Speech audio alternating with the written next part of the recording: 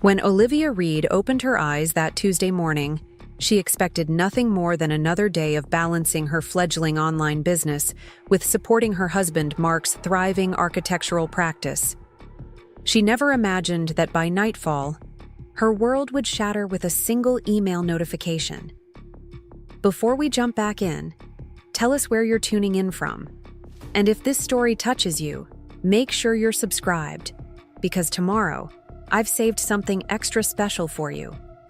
The day had begun like any other in their modern Seattle apartment, brewing coffee while scrolling through orders for her handcrafted jewelry shop, planning product photos for the afternoon, and preparing Mark's favorite breakfast. They'd been together for 11 years, married for 8, building what she believed was a solid partnership despite his growing distance in recent months. As Olivia placed Mark's perfectly prepared avocado toast at his usual spot, she caught him checking his watch impatiently. "Running late for your meeting with Westlake Developers?" she asked, sliding a fresh espresso toward him. Mark barely looked up from his phone. "Yeah, big presentation today. Don't wait up. We'll probably take the clients for drinks after." He grabbed his briefcase, leaving his breakfast untouched. "By the way, got any cash? The coffee shop near the office only takes cash before 9. Olivia reached for her wallet, handing him $40. It wasn't the first time. These small loans had become increasingly frequent over the past few months, rarely repaid and never acknowledged. "Your little jewelry thing made any actual money this week?" he asked with the dismissive tone that had become his standard way of referencing her business. Olivia bristled but kept her voice steady. "Actually, yes. I sold 3 custom necklaces yesterday. The Byzantine chain technique tutorial I posted is driving serious traffic to the shop." Mark snorted softly. "That's nice, honey. Maybe someday you'll make enough to cover your supplies." He kissed her cheek distractedly. "Real businesses have employees and office buildings, not Instagram accounts." Before she could respond, he was gone, leaving behind the lingering scent of his expensive cologne and the familiar sting of his casual dismissal. Olivia stared at his untouched breakfast, fighting back tears. Mark hadn't always been this way. When they'd met during her final year of business school and his architectural internship, he'd admired her entrepreneurial dreams.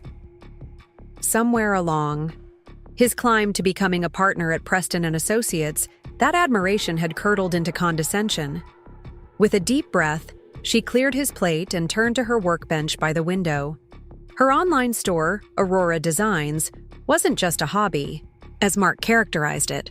For the past 2 years, she'd been building a loyal following, meticulously developing unique metalworking techniques that had begun attracting serious attention from jewelry enthusiasts and even some boutiques interested in carrying her pieces. What Mark didn't know, what she'd stopped sharing after too many dismissive comments, was that her monthly sales had quadrupled over the past year. She'd recently hired a virtual assistant to handle customer service and was considering expanding into small-scale manufacturing for her most popular designs. The business that her husband mocked as her little jewelry thing was on track to match his monthly take-home pay within the year if growth continued. As Olivia worked through her production queue that afternoon, her phone buzzed with a notification from her banking app. She glanced at it casually, then froze. A transfer of $5,000 had just left their joint savings account. Frowning, she opened the app. This wasn't the first unusual transaction she'd noticed recently. Over the past 3 months, smaller amounts had been leaving their joint account in irregular patterns. Mark had explained them away as investments or client entertainment expenses, and she'd trusted him despite her misgivings. Trusting Mark had become something of a conscious choice lately, choosing to believe his late nights were client meetings, choosing to accept his increasingly frequent business trips, choosing to ignore how he angled his phone away when texting. It was easier than confronting the alternative. With trembling fingers, Olivia dialed his office number, something she rarely did during business hours. "Preston & Associates, how may I direct your call?" The receptionist answered cheerfully. "Hi, Sandra. It's Olivia Reed. Is Mark available? A pause. Mark? He's not in today. Didn't he tell you? He took a personal day. The room seemed to tilt slightly. Oh, right, Olivia lied smoothly. I forgot. Thank you. She ended the call, her heart pounding. A personal day. No big presentation. No client meeting. Her fingers moved automatically to their banking app again, scrolling through months of transactions. The pattern was unmistakable once she looked without the filter of trust. Regular withdrawals always followed by diminishing balances in their joint savings. Her laptop chimed with a new email.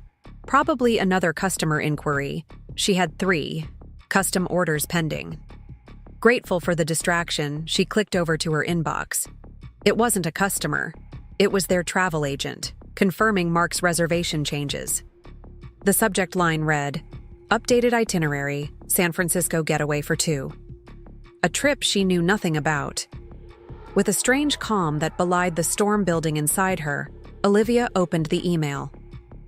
Dear Mr. Reed, as requested, we've updated your reservation at the Fairmont San Francisco from a standard king to the luxury bay view suite for your upcoming weekend. We've also added the champagne package you requested. Your companion's information has been added to the reservation. Vanessa Chen. Vanessa Chen, Mark's new design associate. The talented architect he'd been mentoring. The woman he'd hired 6 months ago, whose name had been appearing in his conversations with increasing frequency.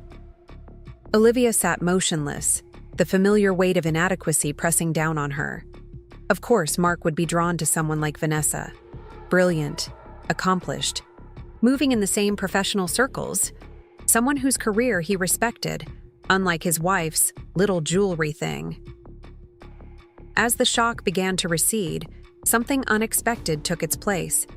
Not devastation, not even anger, not yet. Instead, a strange, cold clarity washed over her. She'd spent years internalizing Mark's subtle dismissals, believing that somehow her business ambitions were less legitimate than his. She'd shrunk herself, her dreams, her accomplishments to accommodate his ego. She'd accepted his financial control because he was the real provider. All while he was lying to her face and emptying their savings. Her phone buzzed again. A text from Mark. Dinner at Canlis tonight. Close the Westlake deal. Be ready at TYY 7. Continuing the lie, celebrating his fictional success, all while planning a weekend away with Vanessa. As Olivia stared at the message, something shifted inside her.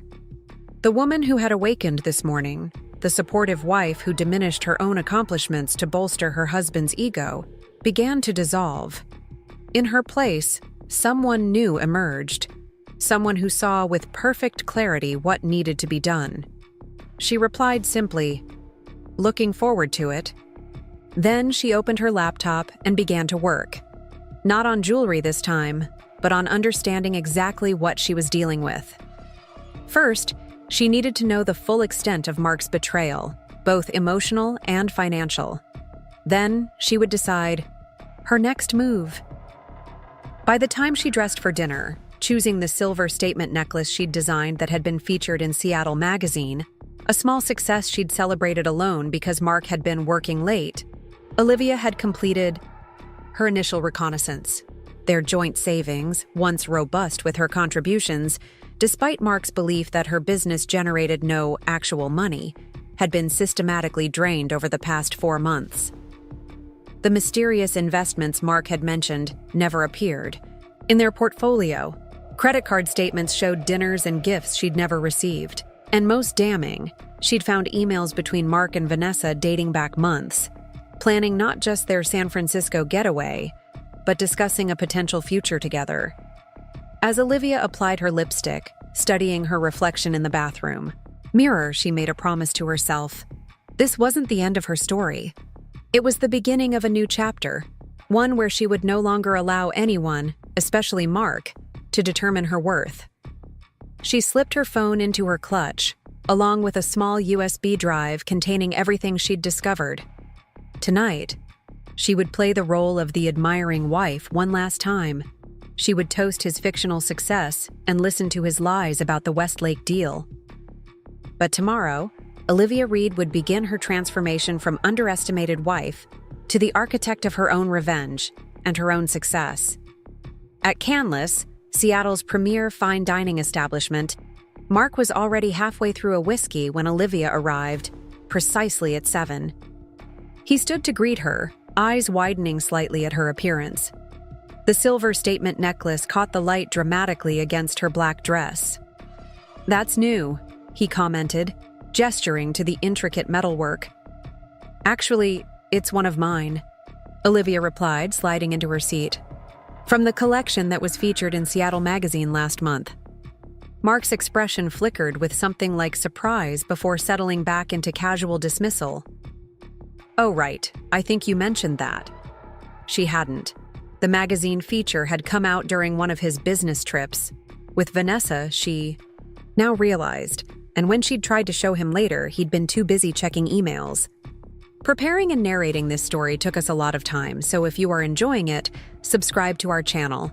It means a lot to us. Now back to the story. "So, the Westlake deal," she prompted, watching him carefully. "Tell me everything." Mark launched into an elaborate story about tough negotiations and his brilliant presentation that had ultimately won over the clients. Olivia nodded at all the right moments, asked appropriate questions, and marveled at his supposed success, all while noting every fabrication. "You must be exhausted after such an intense day," she said sympathetically, reaching for his hand across the table. He squeezed her fingers, his expression softening with what looked remarkably like genuine affection. "It's worth it. Building something substantial takes sacrifice."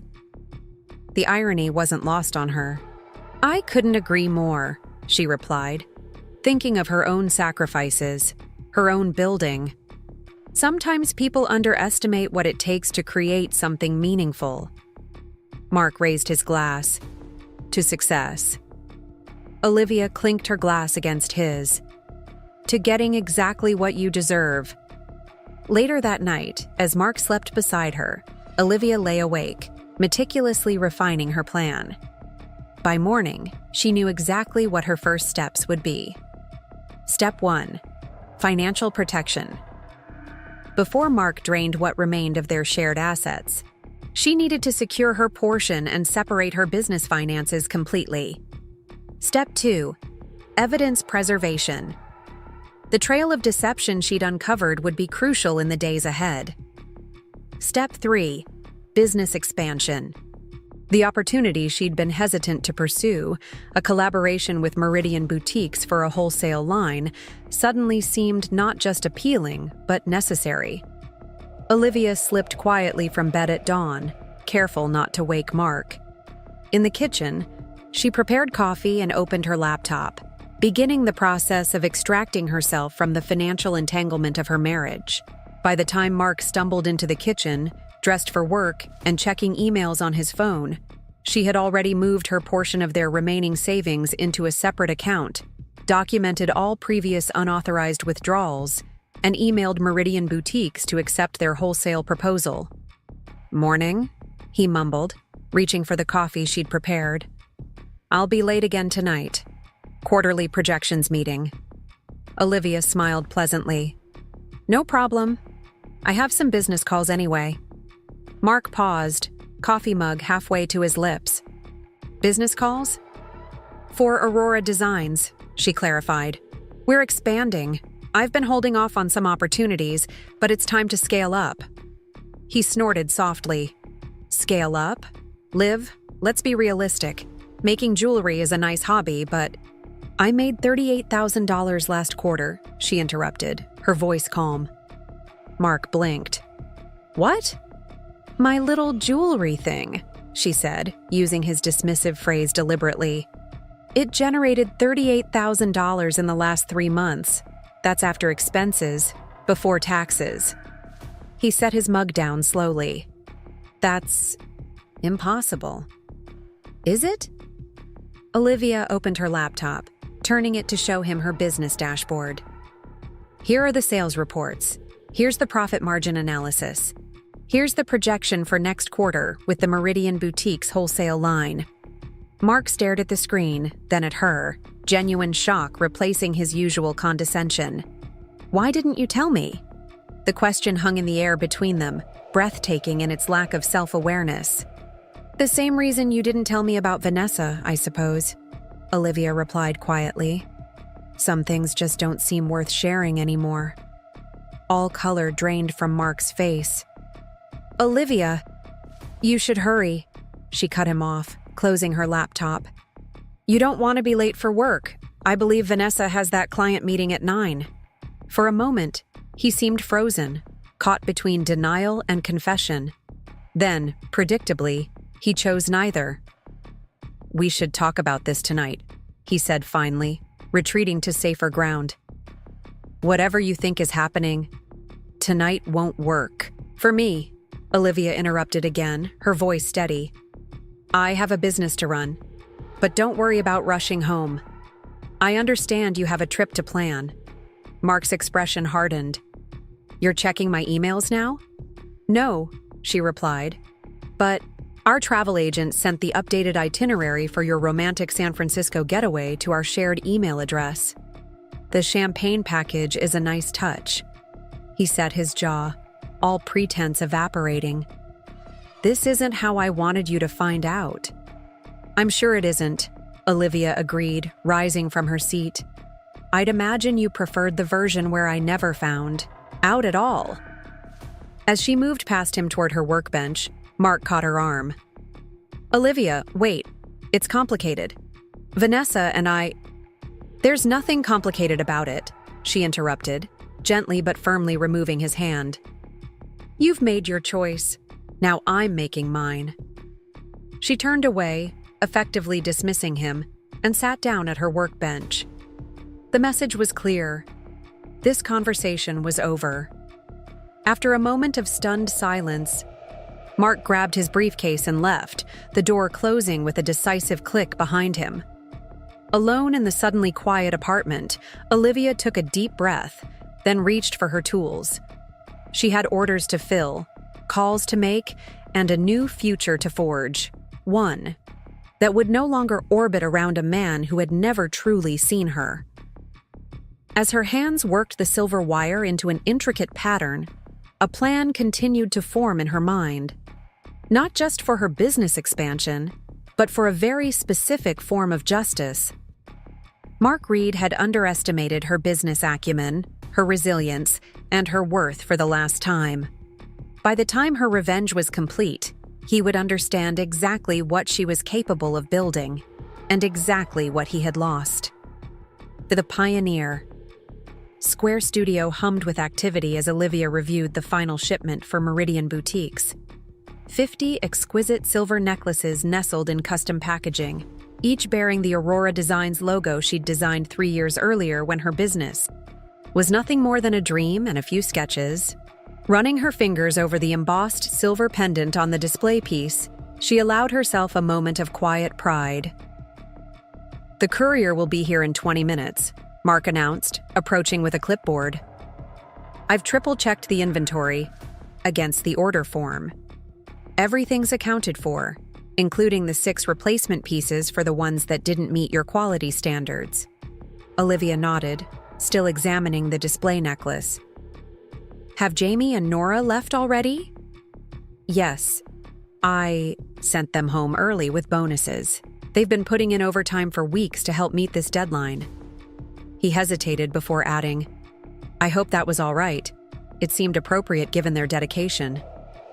3 months ago, this would have irritated Olivia, Mark making decisions, without consulting her first. Now she found herself appreciating his initiative. The team had indeed worked tirelessly, and recognizing their efforts was exactly what she would have done herself. It was the right call, she confirmed, closing the display case. Did you include the production schedule for next month's follow-up? Order in the package for Rebecca? Of course, Mark replied, handing her the documentation. along with the proposed designs for the spring collection. Everything's organized exactly as you specified. Olivia reviewed the paperwork, noting the meticulous attention to detail that had become Mark's hallmark at Aurora Designs. In the 3 months since he'd begun working for her, he had transformed their operational systems from adequate to exceptional. Inventory was tracked in real time, production workflows were optimized for efficiency, and financial projections were consistently accurate to within 2%. The courier arrived precisely on schedule, collecting the Meridian shipment with appropriate care. As the delivery truck pulled away, Olivia felt a weight lift from her shoulders. They had done it, completed their first major wholesale order on time, under budget, with quality that exceeded the client's expectations. "We should celebrate," she said impulsively, turning to Mark. "The team deserves it, and so do we." Mark's looked surprised by the invitation. Since establishing their professional relationship, Olivia had maintained strict boundaries between work and anything resembling their former personal connection. They discussed business matters only, their interactions confined to the studio during working hours. "What did you have in mind?" he asked carefully. "Dinner at Altura. I'll call Jamie and Nora to join us." She named one of Seattle's most acclaimed restaurants, ironically, a place Mark had once taken her to celebrate his partnership at Preston and Associates. Mark nodded, his expression unreadable. "I'll make the reservation." 3 hours later, seated at a corner table in Altura's elegant dining room, Olivia watched as Jamie enthusiastically described a new wire wrapping technique to a genuinely interested Mark. Nora had already left, needing to relieve her babysitter, leaving the three of them to enjoy the restaurant's renowned tasting menu. "I never would have considered using that gauge for such delicate work," Mark was saying, sketching something on a napkin. "But I can see how it would create the structural integrity needed for the pendant design Olivia's developing." Jamie beamed, clearly pleased by his understanding. "Exactly. Most people think you need the finest wire possible for detailed work, but sometimes the medium gauge creates a more sophisticated finished piece." Olivia observed their exchange with quiet amazement. When had Mark developed such a nuanced appreciation for metalworking techniques? He spoke about gauge weights and soldering methods with the familiarity of someone who had been absorbing this knowledge for months. As if sensing her thoughts, Mark glanced up, meeting her gaze briefly before returning. His attention to Jamie? "This has been wonderful," Jamie said, finishing her dessert. "But I should head out. My roommate locked herself out again, and I need to let her in." She gathered her belongings, thanking Olivia profusely for the celebration dinner before departing. Suddenly, Olivia found herself alone with Mark for the first time in a social context since their marriage had unraveled. An awkward silence settled between them as the server cleared Jamie's place setting. "Your proposal," Olivia said finally, deciding to focus on business. "I've been reviewing it." Mark straightened slightly, his expression shifting to professional attentiveness. 3 weeks earlier, he had submitted his proposal for a permanent position with Aurora Designs once his debt obligation was fulfilled, a comprehensive document outlining his suggested role, compensation structure, and strategic vision for the company's growth. "And?" he prompted when she didn't immediately continue. "It's impressive," she admitted. "Your 5-year projection for Aurora's expansion is ambitious but achievable. The phased approach to retail partnerships makes sense, and your financial modeling is sound." Relief flickered across his face. "Thank you. I spent a lot of time on those projections." "I can tell." Olivia took a sip of her wine. "But I have questions about the organizational structure you've proposed." "What specifically?" "You've positioned yourself as Chief Operating Officer with significant decision-making authority and a substantial equity stake that vests over time." She set down her glass. "That's a lot to ask, given our history." Mark's expression sobered. "I understand your hesitation. The equity request is negotiable, but the role itself... He paused, choosing his words carefully. The title matters less than the function. Whatever you call the position, Aurora needs someone handling the operational and financial aspects so you can focus on design and creative direction. That's where your genius lies. The compliment, delivered matter-of-factly rather than as flattery, caught her off guard. My genius? Yes, he said simply. I've watched you work these past months. The way you conceptualize designs, how you translate abstract ideas into physical pieces. It's remarkable. Your creative vision is what makes Aurora Design special. The business infrastructure is just what enables that vision to reach a wider audience. Olivia studied him across the table, trying to reconcile this thoughtful, perceptive man with the husband who had dismissed her business as a trivial hobby for so many years. Why the change of heart, Mark? She asked directly. You spent our entire marriage treating my work as something between a cute pastime and an inconvenience. Now, you're extolling my creative genius and wanting to build your career around it. What changed? Mark was quiet for a long moment, his fingers tracing the rim of his water glass. When he finally spoke, his voice was subdued. Everything changed, he said. My perspective, my priorities, my understanding of value. He met her gaze directly. The collapse of my career at Preston was only part of it. The real wake-up call was seeing what you've built with Aurora, not just the business itself, but the integrity behind it. Every decision you make is guided by quality and authenticity, never compromising your vision for expedience or appearance. He looked down at his hands. It's the opposite of how I operated at Preston, where perception always trumped substance. I cut corners, manipulated numbers, sacrificed ethics for status, and ultimately destroyed everything I thought I was building. A rueful smile crossed his face. Meanwhile, you were creating something genuine and lasting, despite my dismissal and lack of support. Olivia absorbed his words, searching for insincerity and finding none. That doesn't explain why you want to stay with Aurora now that your debt is nearly repaid. With your financial background, you could find positions elsewhere, rebuilding your career without the complications of our personal history. I've thought about that, Mark acknowledged. But the truth is, I've found more meaning in these 3 months at Aurora than in years at Preston.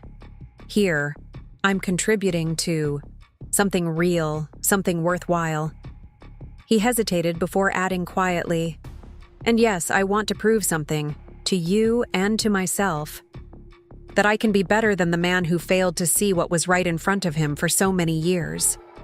The raw honesty in his voice resonated in ways Olivia hadn't expected. She had been so focused on maintaining professional boundaries that she'd barely noticed the gradual transformation in Mark's attitude and behavior. The entitlement and condescension that had characterized their marriage had been replaced by genuine respect for her vision and a willingness to support, rather than dominate. I'll consider your proposal, she said finally. But I need to be clear about something. If we move forward with a permanent arrangement, it will be strictly professional. Our personal relationship remains over. I understand, Mark replied without hesitation. I'm not asking for reconciliation, Olivia. I know that bridge is burned. I'm asking for a chance to be part of something meaningful and to make amends in the only way I can, by helping Aurora succeed on your terms. As they left the restaurant, walking into the cool Seattle evening, Olivia felt a strange sense of closure. The anger and hurt that had driven her initial desire for vindication had gradually transformed into something calmer and more constructive. She no longer needed to prove Mark wrong about her business. His presence at Aurora as her employee did that every day. The question now was whether she could truly separate their professional future from their personal past. The following Monday, Olivia called a team meeting at the studio. Aurora Designs had grown to include 5 regular employees, Jamie and Nora in production, a part-time social media manager named Tess, a recent hire named Miguel, who handled shipping and receiving, and Mark managing operations. "I have several announcements," Olivia began once everyone had gathered. First, the Meridian launch was an unqualified success. Their Seattle flagship sold through 30% of our inventory in the first weekend, and they've already placed a supplemental order for the holiday season. Smiles and congratulations circulated around the room. The Meridian contract had been a major milestone for the small company, validating Olivia's vision on a larger commercial scale. Second, based on our current growth trajectory, we're expanding again. She unveiled architectural renderings of a renovated space. We've leased the adjacent storefront to create a proper showroom and additional production area. Renovations begin next week. This news generated even more excitement. The studio had already begun to feel cramped as production increased, and a dedicated showroom would allow them to host buyers and VIP clients in a more professional setting. Finally, Olivia continued, we're implementing a new organizational structure to support our continued growth. She handed out documents outlining the updated company hierarchy. Effective immediately, Mark Reed will assume the role of operations director, overseeing all non-creative aspects of the business. Mark looked up in surprise. The title was different from the chief operating officer position he had proposed, more focused, with clear limitations on authority. His expression revealed that he understood the message. He was being given responsibility without autonomy, trust with conditions. Additionally, Olivia continued, I'm instituting a profit-sharing program for all employees based on tenure and contribution. Details are in your packets. As the team reviewed the documents, asking questions and discussing implications, Olivia watched Mark absorb the terms of his new position. The profit-sharing arrangement offered him potential financial rewards comparable to the equity stake he'd requested, but without the ownership rights or executive authority. It was a compromise that acknowledged his value while maintaining Olivia's control over the company she had built. When the meeting concluded and the others returned to their tasks, Mark approached her desk. Operations Director, he said, his tone neutral. Not quite what I proposed. No, Olivia agreed, meeting his gaze directly. It isn't. The profit-sharing program gives you the financial upside you wanted, but Aurora remains mine. This isn't a partnership, Mark. Not now. Maybe not ever. He nodded slowly. I understand, and I accept your terms. Just like that? She asked, slightly surprised by his ready agreement. Just like that, he confirmed. I meant what I said about wanting to contribute on your terms. The title and structure are less important than the work itself. As he turned to leave, Olivia called after him. Mark, he paused, looking back at her. This arrangement will be reviewed in 6 months, she said. If things continue as they have been, we can discuss adjustments to your role and compensation. At that time. A small smile touched his lips. I appreciate the opportunity to prove myself, Olivia. I won't waste it. Over the next several months, Aurora Designs expanded at a pace that sometimes left Olivia breathless. The renovated showroom opened to acclaim, attracting attention from higher-end retailers and design publications. 3 additional boutiques began carrying her pieces, and a feature in Vogue's Designers to Watch section generated unprecedented online sales. Through it all, Mark proved himself invaluable. He negotiated favorable terms with new retailers, implemented inventory systems that scaled with their growth, and managed the expanding team with unexpected skill. The man who had once been dismissive of creative types now worked seamlessly with designers and artisans, translating their needs into operational solutions. Most surprisingly, he did it all without overstepping the boundaries Olivia had established. Decisions ultimately remained hers, with Mark providing options and recommendations rather than pushing his own agenda. It was the supportive professional relationship she had once hoped their marriage might include. 6 months after his appointment as operations director, Olivia found herself reviewing Aurora's quarterly financials late one evening. The showroom was closed, the production team gone for the day. Only Mark remained, finalizing supplier contracts for the spring collection at his desk across the room. The numbers were impressive. Revenue had tripled year over year, profit margins had increased due to more efficient production methods, and their customer base had expanded beyond the Pacific Northwest to include national and international clients. "We've outperformed even your ambitious projections," she observed, closing the financial report. "The spring collection pre-orders are nearly double what we anticipated." Mark looked up from his work. "Your new designs resonated more strongly than we expected. The Moonstone series in particular has generated significant interest." "It's not just the designs," Olivia acknowledged. "The operational infrastructure you've built has allowed us to scale without compromising quality. We couldn't have handled this volume 6 months ago." A comfortable silence fell between them, the kind that develops between colleagues who have found their professional rhythm. "Your 6-month review is due next week," Olivia said finally. "We should discuss your role going forward." Mark saved his work before giving her his full attention.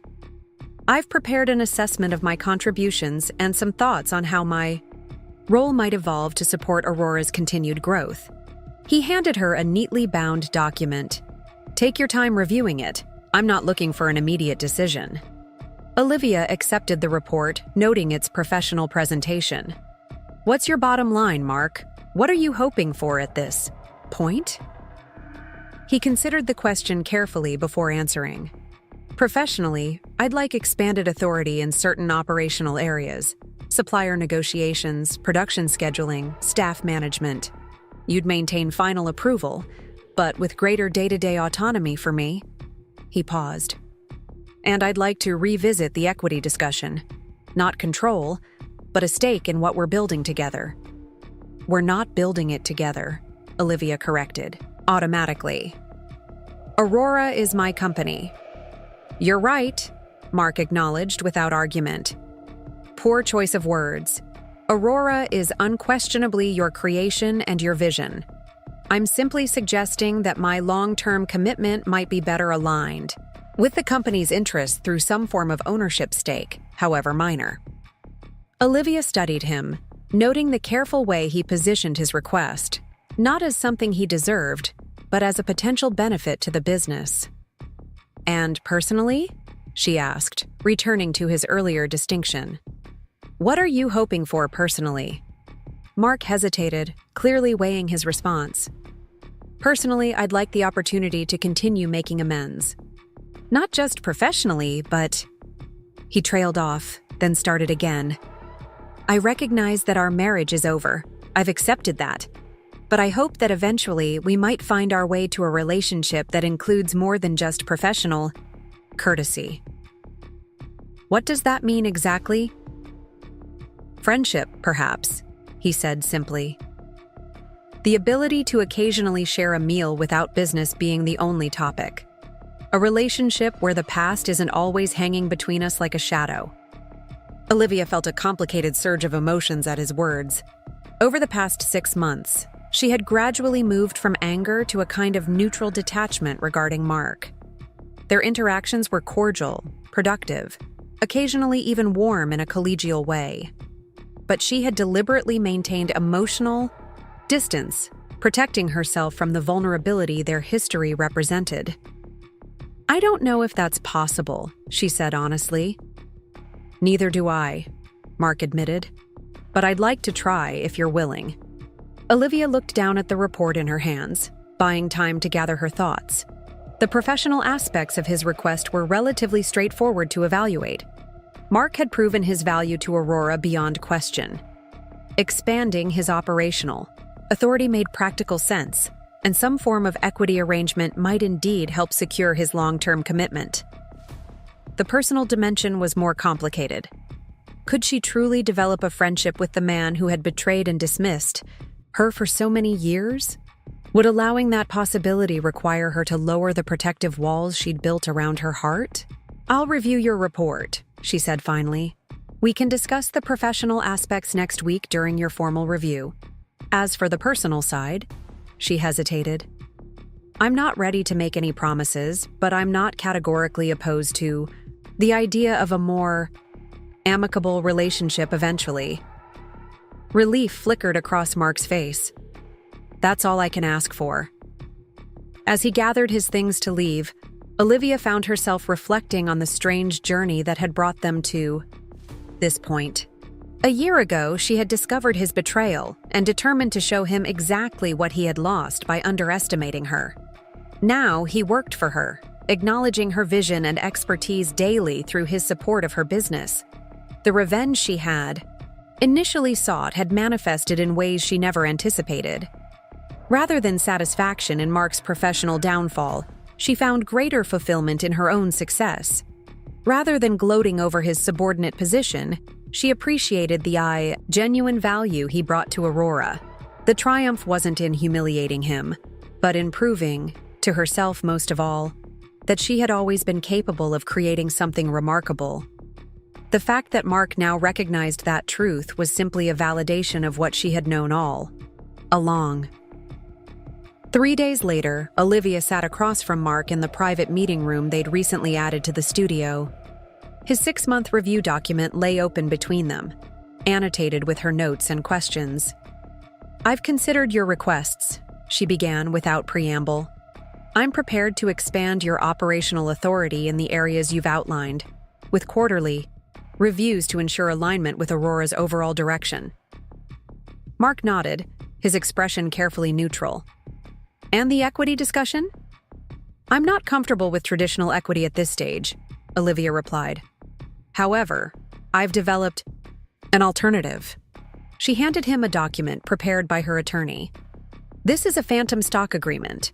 It provides you with economic rights similar to equity, sharing in Aurora's financial success without actual ownership or voting rights. Mark reviewed the document thoughtfully. This is actually quite generous. The vesting schedule is reasonable, and the performance metrics align with what we've discussed for Aurora's growth targets. The agreement includes a non-compete clause, Olivia pointed out. You'd be committing to Aurora exclusively for at least 3 years. That's not a concern, Mark assured her. I have no intention of pursuing opportunities elsewhere. A quiet settled between them as he continued reading the detailed terms. Finally, he looked up. This is acceptable. More than acceptable. It's a fair and thoughtful compromise. Olivia felt a tension she hadn't fully acknowledged begin to ease. Part of her had expected pushback, demands for more favorable terms, perhaps even a return of the entitled attitude that had characterized their marriage. Instead, Mark had accepted her offer with appreciation rather than resentment. There's one more thing, she said, sliding another document across the table. The lease on our apartment expires next month. I've been subletting since our separation, but given our current situation, a more permanent resolution seems appropriate. Mark examined the property transfer agreement with surprise. You're signing the apartment over to me? I've purchased a condominium near the studio, Olivia explained. The apartment holds too many memories for me to ever feel completely comfortable there. It makes more sense for you to take over the lease, especially given your current financial constraints. The gesture was practical rather than sentimental, yet Mark seemed genuinely moved. Thank you. This solves a significant concern for me. Consider it a clean break, Olivia said simply. A way for us both to move forward without the complications of shared property. As they finished reviewing the remaining details of his expanded role, Olivia found herself studying Mark with new eyes. The transformation in him over the past 9 months had been remarkable, from the entitled, dismissive husband who had betrayed her to a thoughtful colleague who genuinely valued her creative vision. I have a business dinner with potential investors next Thursday, she said as they concluded the meeting. Their focus is on expanding women-owned businesses in the Pacific Northwest. Your presence would be helpful in discussing Aurora's operational structure and growth projections. Mark recognized the invitation for what it was. a small step toward the more amicable relationship he had requested. "I'd be happy to attend," he replied, careful not to overstate the significance of the gesture. As he gathered the signed agreements, Mark paused at the door. "Olivia," he said quietly, "I want you to know that I'm aware of the irony of our situation. The business you built, the one I dismissed and mocked, is now the foundation of my professional redemption. Not a day passes when I don't recognize that." Olivia met his gaze steadily. "It's not about irony, Mark, or revenge, or proving you wrong. It's about creating something I believe in, on my own terms. The fact that you now see its value doesn't validate Aurora Designs. The work itself does that." He nodded, accepting the gentle correction. "Of course. I just wanted to acknowledge that I understand how completely I misjudged both you and your vision. Aurora's success isn't an accident or a fluke. It's the direct result of your talent and perseverance, often in spite of my lack of support." The humility in his voice was genuine, without the performative quality that had sometimes characterized his apologies in the early days of their professional relationship. "Thank you for saying that," Olivia replied. "It matters that you understand." As Mark left, Olivia remained seated, contemplating the strange journey that had brought them to this point. The husband who had once mocked her little jewelry thing now dedicated his professional skills to helping it thrive. The man who had betrayed her now worked to earn back, if not her heart, then at least her trust in a business context. Most importantly, the woman who had once diminished her own ambitions to accommodate her husband's ego now stood confidently at the helm of a growing enterprise, recognized for her creative vision and business acumen. Whatever happened next between them personally, that transformation, her transformation, was the true victory. And it was one that no one, not even Mark, could ever take away from her. In the 2 weeks following their confrontation, Olivia and Mark settled into an uneasy coexistence within their Seattle apartment. They moved around each other like cautious planets, maintaining careful orbits, speaking only when necessary about practical matters. Mark had canceled his San Francisco getaway without explanation, and Olivia hadn't asked. She didn't need to. The damage was already done. During this strange limbo, Olivia devoted herself entirely to Aurora Designs. Each morning she rose before dawn, transforming their guest bedroom into a more efficient workspace, organizing her growing inventory and refining her production processes. By the time Mark emerged for coffee, she was already deep into her work, her focus absolute. What Mark didn't realize was that Olivia's apparent absorption in her jewelry business was only half of her strategy. Late at night, after he'd gone to bed, she conducted her true investigation. With methodical precision, she documented their financial history, cataloging every suspicious withdrawal and unexplained expense.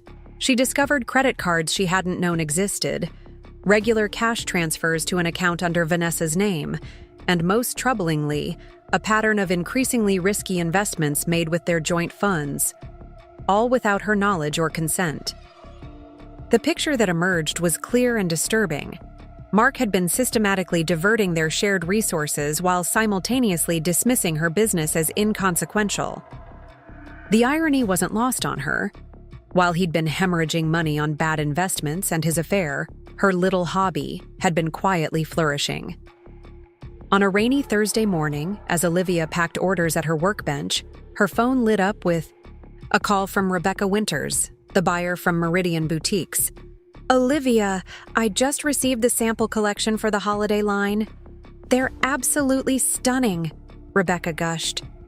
"The branch manager wants to feature Aurora Designs prominently in our Seattle flagship store. This could be huge for both of us." Olivia gripped the phone tighter. "That's incredible news. How soon would you need the full inventory?" "That's why I'm calling.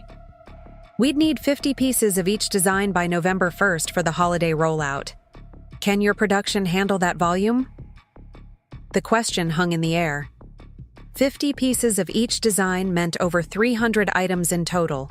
far more than Olivia, could create by herself in the time frame. Absolutely, she answered without hesitation. I've been planning to scale up production. This is the perfect opportunity. After ending the call, Olivia leaned back in her chair, mind racing. To fulfill the Meridian order, she would need to hire assistants, secure a proper workshop space, and invest in additional equipment. It was exactly the expansion opportunity she'd been hoping for, but the timing, in the midst of her personal crisis, was daunting. She pulled up her business accounts, reviewing her finances. Aurora Designs was profitable, but the capital needed for this expansion would require accessing some of her personal savings that were still partially entangled with Mark's finances. A notification popped up on her laptop, an email from Vanessa Chen to Mark, sent to his personal account, but synced to their shared cloud storage that Mark had forgotten to disconnect. Mark, we need to discuss the Hollington project discrepancies before the partner meeting tomorrow. The numbers still don't add up, and Peterson is asking questions. Call me ASAP. Olivia frowned. The Hollington project was Mark's biggest account at Preston & Associates, a luxury condo development that had been his primary focus for the past year. Discrepancies in the numbers was never a phrase you wanted to hear associated with a major architectural project. She hesitated only briefly before opening their shared cloud drive and navigating to Mark's work folder. What she found made her breath catch. The Hollington project files showed two distinct sets of budgets, one prepared for the client and partners showing costs well within the approved budget, and another with the actual figures, which exceeded projections by nearly 40%. This wasn't just creative accounting. It was deliberate misrepresentation. Mark had been hiding cost overruns from both the client and his own firm, and Vanessa, it appeared, was involved. As the implications sank in, Olivia's phone rang again. This time, it was her friend Zoe Palmer, a commercial real estate agent she'd met in a women entrepreneurs networking group. Olivia, I might have found the perfect space for your studio expansion, Zoe said excitedly. It's in the Pioneer Square district. Amazing light, already set up with proper ventilation for metalwork, and it's available immediately. The catch is they want a 6-month deposit up front because the last tenant left unexpectedly. How much? Olivia asked, her mind still reeling from what she'd discovered in Mark's files. $1,200 a month, so $7,200 for the deposit. I know it's steep, but spaces like this rarely come available, especially in this location. Olivia glanced at her laptop screen, where Mark's deceptive project files were still open, then at the mound of orders waiting to be filled at her workbench. She thought of the Meridian opportunity, of Mark's betrayal, of the years she'd spent, minimizing her ambitions to accommodate his ego. I'll take it, she said decisively. Can we sign the paperwork tomorrow? After ending the call, Olivia made a decision. She would need to accelerate her plan to disentangle herself from Mark. Financially, the studio deposit would require accessing her personal savings, which meant she needed to act before Mark's professional situation imploded, taking their shared assets with it. That evening, when Mark came home, she was waiting for him at the EI dining table, a folder of documents neatly arranged before her. We need to talk, she said calmly as he set down his briefcase. Mark loosened his tie with a weary sigh. Olivia, I'm exhausted. Can this wait? No, she replied evenly. It can't. I'm moving my studio to a commercial space in Pioneer Square. Next week. I've leased it for 6 months. His eyebrows rose. You did what? With what money? My money, she emphasized. From my business earnings and my portion of our savings. Mark ran a hand through his hair. This is exactly what I'm talking about. You're making impulsive decisions about a hobby business that… Stop, Olivia interrupted, her voice quiet but firm. Aurora Designs grossed over $100,000 last year. I just signed a wholesale contract with Meridian Boutiques for their holiday collection. This isn't a hobby, Mark. It's a growing business that requires proper space and equipment. He stared at her, momentarily speechless. When he finally spoke, his tone had shifted to something almost conciliatory. Why didn't you tell me it had gotten this successful? I tried. Many times. You weren't interested. She slid a document across the table. I'm also transferring my portion of our joint savings to a separate account. I've calculated exactly half of what remains after your unauthorized withdrawals. Mark's expression darkened. Unauthorized? It's our money. It was our money, Olivia corrected. Money you've been systematically draining for personal expenses, risky investments, and your relationship with Vanessa. I've documented everything, Mark. Every withdrawal. Every lie. His face paled slightly. You've been spying on me? I've been protecting myself, she countered. Just as you've been protecting yourself by keeping your Hollington project discrepancies from the partners at Preston. The blood drained from Mark's face. How do you know about that? It doesn't matter how I know. What matters is that we're both clear about where we stand. She pushed the folder toward him. These are the financial separation documents I've prepared. I've been more than fair, despite your actions. Mark's shock gave way to calculation. He sat down slowly, eyes narrowed. You think it's that simple? That you can just walk away with half our money because your little jewelry business had a good quarter? Our lives are more complicated than that, Olivia. Yes, they are, she agreed. Which is why I've been thoughtful about this separation. I'm not asking for anything unreasonable, just my fair share and a clean break. And if I don't agree to your terms? He challenged. Olivia met his gaze steadily. Then, instead of a private financial separation, we can have a very public divorce where your relationship with Vanessa and your creative accounting at Preston become matters of record. The silence that followed was deafening. Mark stared at her as if seeing her for the first time, not as his supportive wife who existed in his shadow, but as a formidable opponent who had outmaneuvered him. When did you become so calculating? He finally asked, his voice a mixture of anger and reluctant admiration. I've always been calculating, Mark. You just never bothered to notice. She stood up, gathering her papers. I need your decision. By tomorrow. My landlord is waiting for the deposit. As she walked away, Mark called after her. The Hollington situation isn't what you think. There are explanations. I'm sure there are, Olivia replied without turning around. But they're no longer my concern. The next morning, Olivia woke to find Mark's side of the bed empty. A signed copy of her financial separation agreement lay on the kitchen counter, along with a terse note. We should discuss the apartment lease when things are less heated. She allowed herself a moment of victory before turning to the day's tasks. With the financial separation in progress, she could now focus entirely on scaling Aurora designs to meet the Meridian deadline. Her first priority was finding skilled assistants. Through her network of local artisans, Olivia connected with two talented metalworkers, Jamie, a recent art school graduate specializing in fine chains, and Nora, a former corporate jeweler looking to work with more creative designs. Both agreed to start immediately at the new studio. 3 days later, as Olivia supervised the installation of workbenches in her Pioneer Square studio, her phone rang with a call from an unknown number. Is this Olivia Reed? A woman's voice asked. Yes, this is she. My name is Catherine Harlow. I'm the managing partner at Preston & Associates. Olivia's hand tightened around her phone. How can I help you, Ms. Harlow? I understand you're Mark Reed's wife. We've been trying to reach him for the past 24 hours without success. His assistant mentioned you might know how to contact him. A cold wave of apprehension washed over Olivia. I'm sorry. I haven't seen Mark since yesterday morning. Is everything all right? Catherine's sigh was audible. There have been some discrepancies discovered in the Hollington project.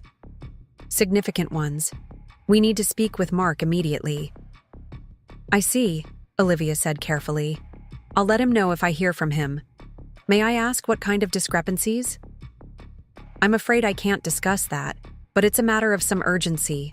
Please, have him call me directly when you reach him. After ending the call, Olivia stood motionless in the half-furnished studio. Mark hadn't come home the previous night, but she'd assumed he was staying with Vanessa. Now she wondered if something more concerning was happening. Her phone lit up with a text message, as if summoned by her thoughts. We need to talk.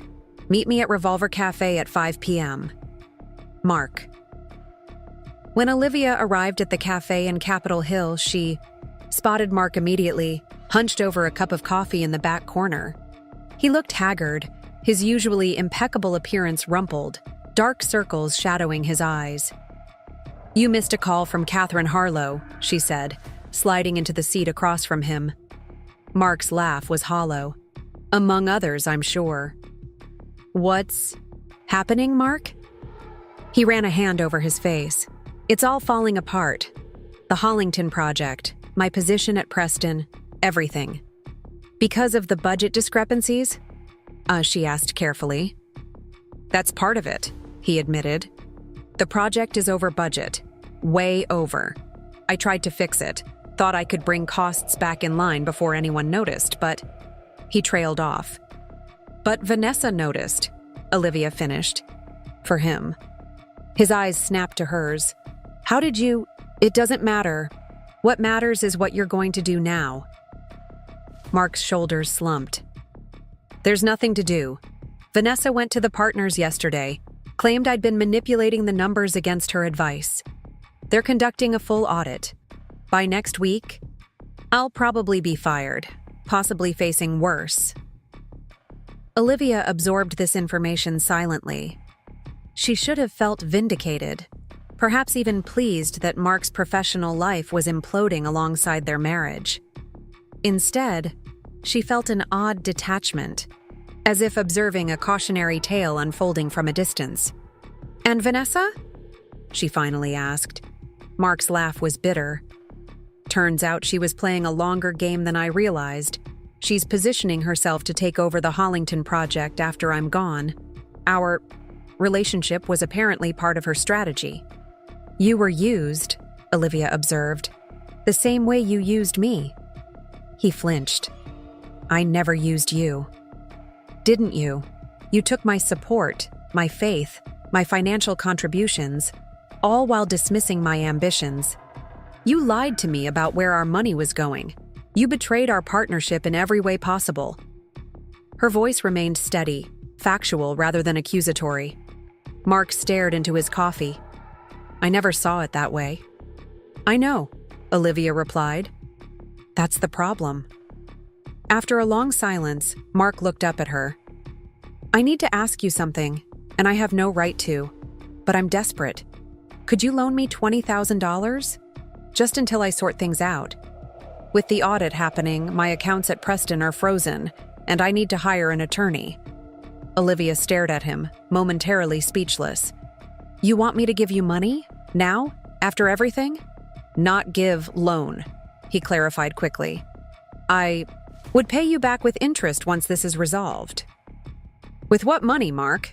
If you're fired, if there are legal repercussions, I could work for you, he blurted out. Olivia blinked. Excuse me? Aurora Designs. You said it's expanding, that you need help. I'm good with numbers, when I'm not trying to hide them, he added with a self-deprecating grimace. I could help manage the business side while you focus on design and production.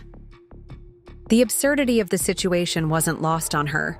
Mark Reed, who had spent years dismissing her business as a trivial hobby, was now proposing to work for her. You can't be serious, she said. I am.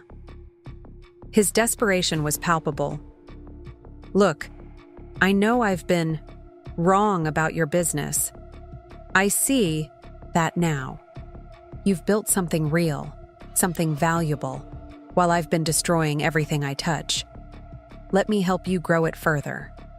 Olivia studied him, searching for signs of manipulation or deception. She found none, only a broken man grasping at his last available lifeline.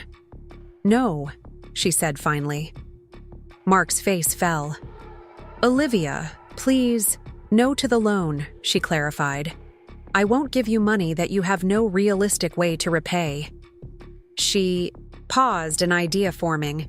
"But I might consider the other part." "What do you mean?" "You working for Aurora Designs," she explained. "Not as a favor to you, but as a business decision for me. On my terms, with clear boundaries and expectations." Hope flickered across his face. "What terms?" "First, no money changes hands, not directly. Instead, I'll pay your legal fees up to $20,000. In exchange, you'll work for Aurora Designs at significantly below market rate until the debt is repaid." "And after that?" "If the arrangement works for my business, we can negotiate a proper employment contract." She leaned forward. "But understand this, Mark. At Aurora Designs, you would work for me. Not with me, for me.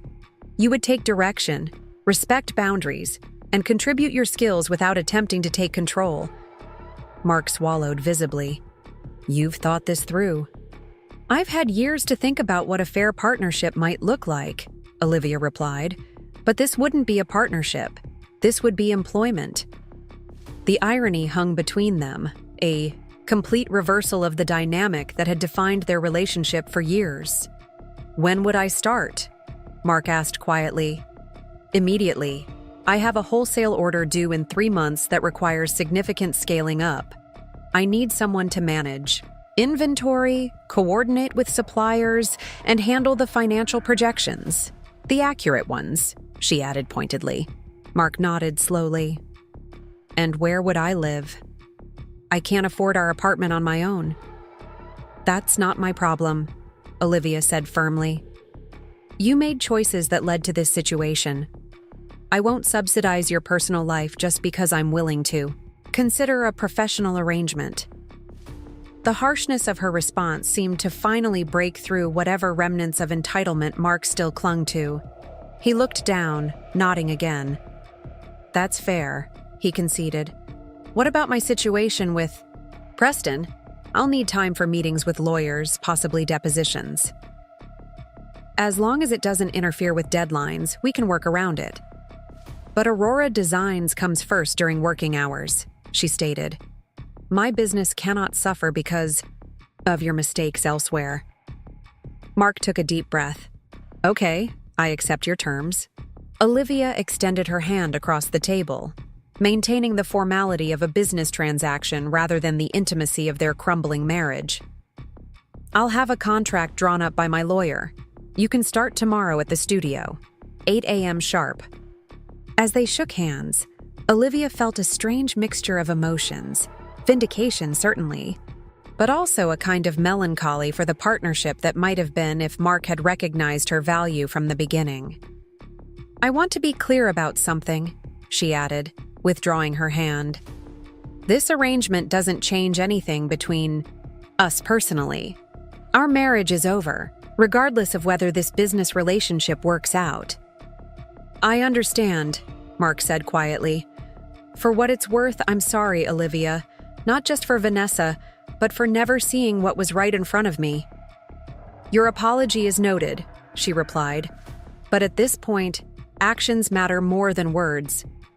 Prove your value to Aurora Designs, and perhaps you can begin to rebuild some small measure of respect between us." As Olivia left the cafe, pulling her coat tighter against the Seattle drizzle, she felt a newfound confidence in her stride. The woman who had once diminished her own ambitions to accommodate her husband's ego was gone. In her place stood a business owner who understood her worth, and who was about to teach that lesson to the man who had failed to see it for all these years. The next morning at precisely 8 a.m., Mark arrived at the Pioneer Square studio, dressed in business casual attire and carrying a laptop bag. Olivia was already there, reviewing designs with Jamie and Nora at the main workbench. "Mark, these are my production assistants," she introduced them. Jamie specializes in chain work, and Nora handles most of the stone setting and finishing. The two women regarded Mark with undisguised curiosity, while Olivia hadn't shared the personal details of her marital situation. The sudden appearance of her husband as an employee rather than a spouse raised obvious questions. "Mark will be handling our business operations," Olivia explained, her tone professional. "Inventory management, supply chain, financial projections, everything that keeps production running smoothly." She led him to a small desk in the corner, deliberately positioned away from the creative workspace. "This is your station. I've prepared an overview of our current inventory, supplier contacts, and the Meridian Boutique's contract requirements. I need a comprehensive production schedule and budget projection by the end of the day." Mark nodded, taking in the modest workspace, a stark contrast to his corner office at Preston & Associates with its panoramic views of Elliott Bay. "I'll get right on it," he said, setting down his laptop. As the day progressed, Olivia observed Mark from the corner of her eye. She had half expected him to attempt to take control, to offer unsolicited advice on how she should structure her business. Instead, he worked quietly and methodically, asking relevant questions about production capacity and material costs, but otherwise keeping to his assigned role. By closing time, he approached her with a neatly organized spreadsheet detailing a production schedule that would meet the Meridian deadline with 2 weeks to spare. "I've identified 3 areas where we could reduce costs without compromising quality," he explained, pointing to his analysis. "And I've projected cash flow through the holiday season, accounting for the upfront investment in materials and additional temporary staff we might need for the final push." Olivia reviewed his work, impressed despite herself. Mark's skill with financial projections and operational planning was undeniable. "This is thorough," she acknowledged. "Implement these supplier changes and begin ordering materials according to the schedule." "Already done," Mark replied. "I called the silver supplier and negotiated a volume discount if we place our full order now rather than in phases. It will save us about 8% overall." For a brief moment, Olivia felt a flicker of their old dynamic. Mark taking initiative, moving pieces around to optimize outcomes. The difference now was that his skills were being applied in service to her vision, not his own. "Good work," she said simply, maintaining the professional boundary she'd established. "Be here at 7 a.m. tomorrow. We need to reconfigure the production workflow based on these projections." As she turned away, Mark called after her. "Olivia?" She paused, looking back at him. "Thank you," he said quietly, "for this chance." She nodded once, acknowledging his gratitude without softening her stance. "Don't waste it." Over the following weeks, an unexpected rhythm developed at Aurora Designs. Mark arrived each morning before anyone else, preparing daily task lists and ensuring materials were ready for production. During the day, he managed inventory, communicated with suppliers, and refined their operational processes while Olivia and her assistants focused on creating the pieces for the Meridian order. To her surprise, Mark adapted to his subordinate role with minimal friction. There were moments of tension, particularly when his suggestions weren't adopted or when Olivia overruled his recommendations. But he maintained a professional demeanor throughout. What Olivia hadn't anticipated was how effectively their skills would complement each other in a business context. Her creative vision and design expertise paired with his operational efficiency and financial acumen created a smoothly functioning enterprise that was meeting production goals ahead of schedule. 1 month into their arrangement, as Olivia was locking up the studio after everyone else had left, Mark approached her with a new spreadsheet. "I've been analyzing our production data," he said, opening his laptop. "At our current rate, we'll complete the Meridian order with 3 weeks to spare. That gives us an opportunity." "What kind of opportunity?" Olivia asked, curious despite her determination to maintain professional distance. "We could accept a limited number of custom orders for the holiday season. premium pieces at higher margins, targeted at our most loyal customers. He showed her the projections. It would increase our Q4 revenue by approximately 30% without overextending our production capacity. Olivia studied the numbers, impressed by his insight. It was exactly the kind of strategic thinking she would have expected from a business partner rather than an employee working off a debt. "This is good," she admitted. "Draft a proposal for how we would market these limited edition pieces, and I'll review it tomorrow." Mark hesitated, then closed his laptop. "There's something else we should discuss."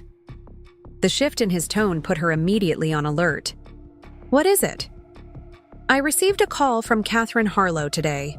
The audit is complete." He took a deep breath. "They're not pressing charges, but I've been officially terminated from Preston and Associates. I'm also required to repay a portion of my partnership buy-in to cover the Hollington project discrepancies." Olivia absorbed this information silently. Mark's fall from grace was now complete. No prestigious firm, no corner office, no lucrative partnership. "What about Vanessa?" she asked. Placed on probation but retained, she convinced them she'd tried to alert senior partners to the issues. His expression was resigned rather than bitter. "She played the game better than I did." "I see," Olivia said neutrally. "How does this affect our arrangement?" "It doesn't," Mark assured her quickly. "I'm committed to repaying my debt to you through my work here. In fact..."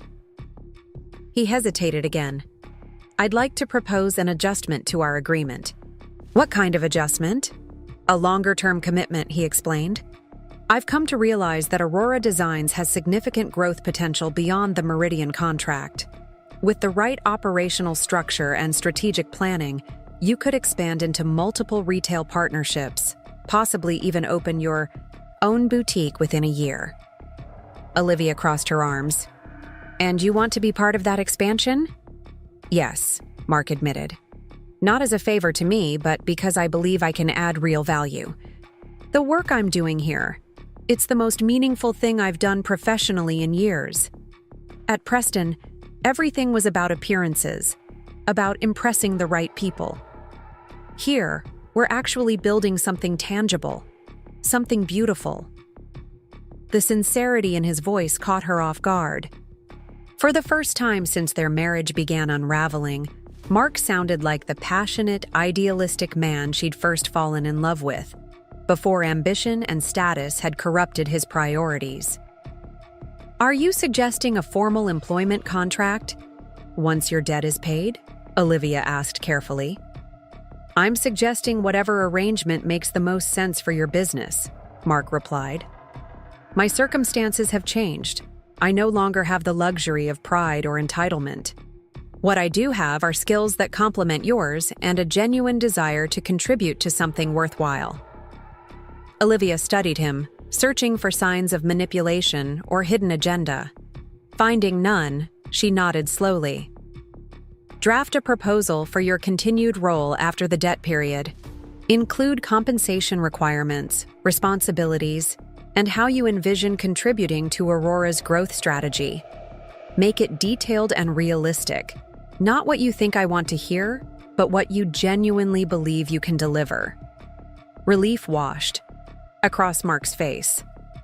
"I'll have it for you by tomorrow afternoon."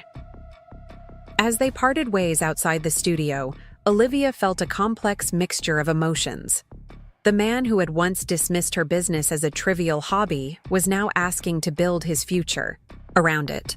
The reversal was so complete, so unexpected, that she wasn't entirely sure how to process it. What she did know was that Aurora Designs was thriving, exceeding even her own ambitious projections. And despite everything that had happened between them personally, Mark's contributions to that success were undeniable. As she walked to her car, Olivia realized something had shifted within her. The burning need for vindication that had driven her initial strategy had cooled, replaced by something more sustainable, a clear-eyed assessment of her own worth and capabilities, independent of Mark's recognition or validation.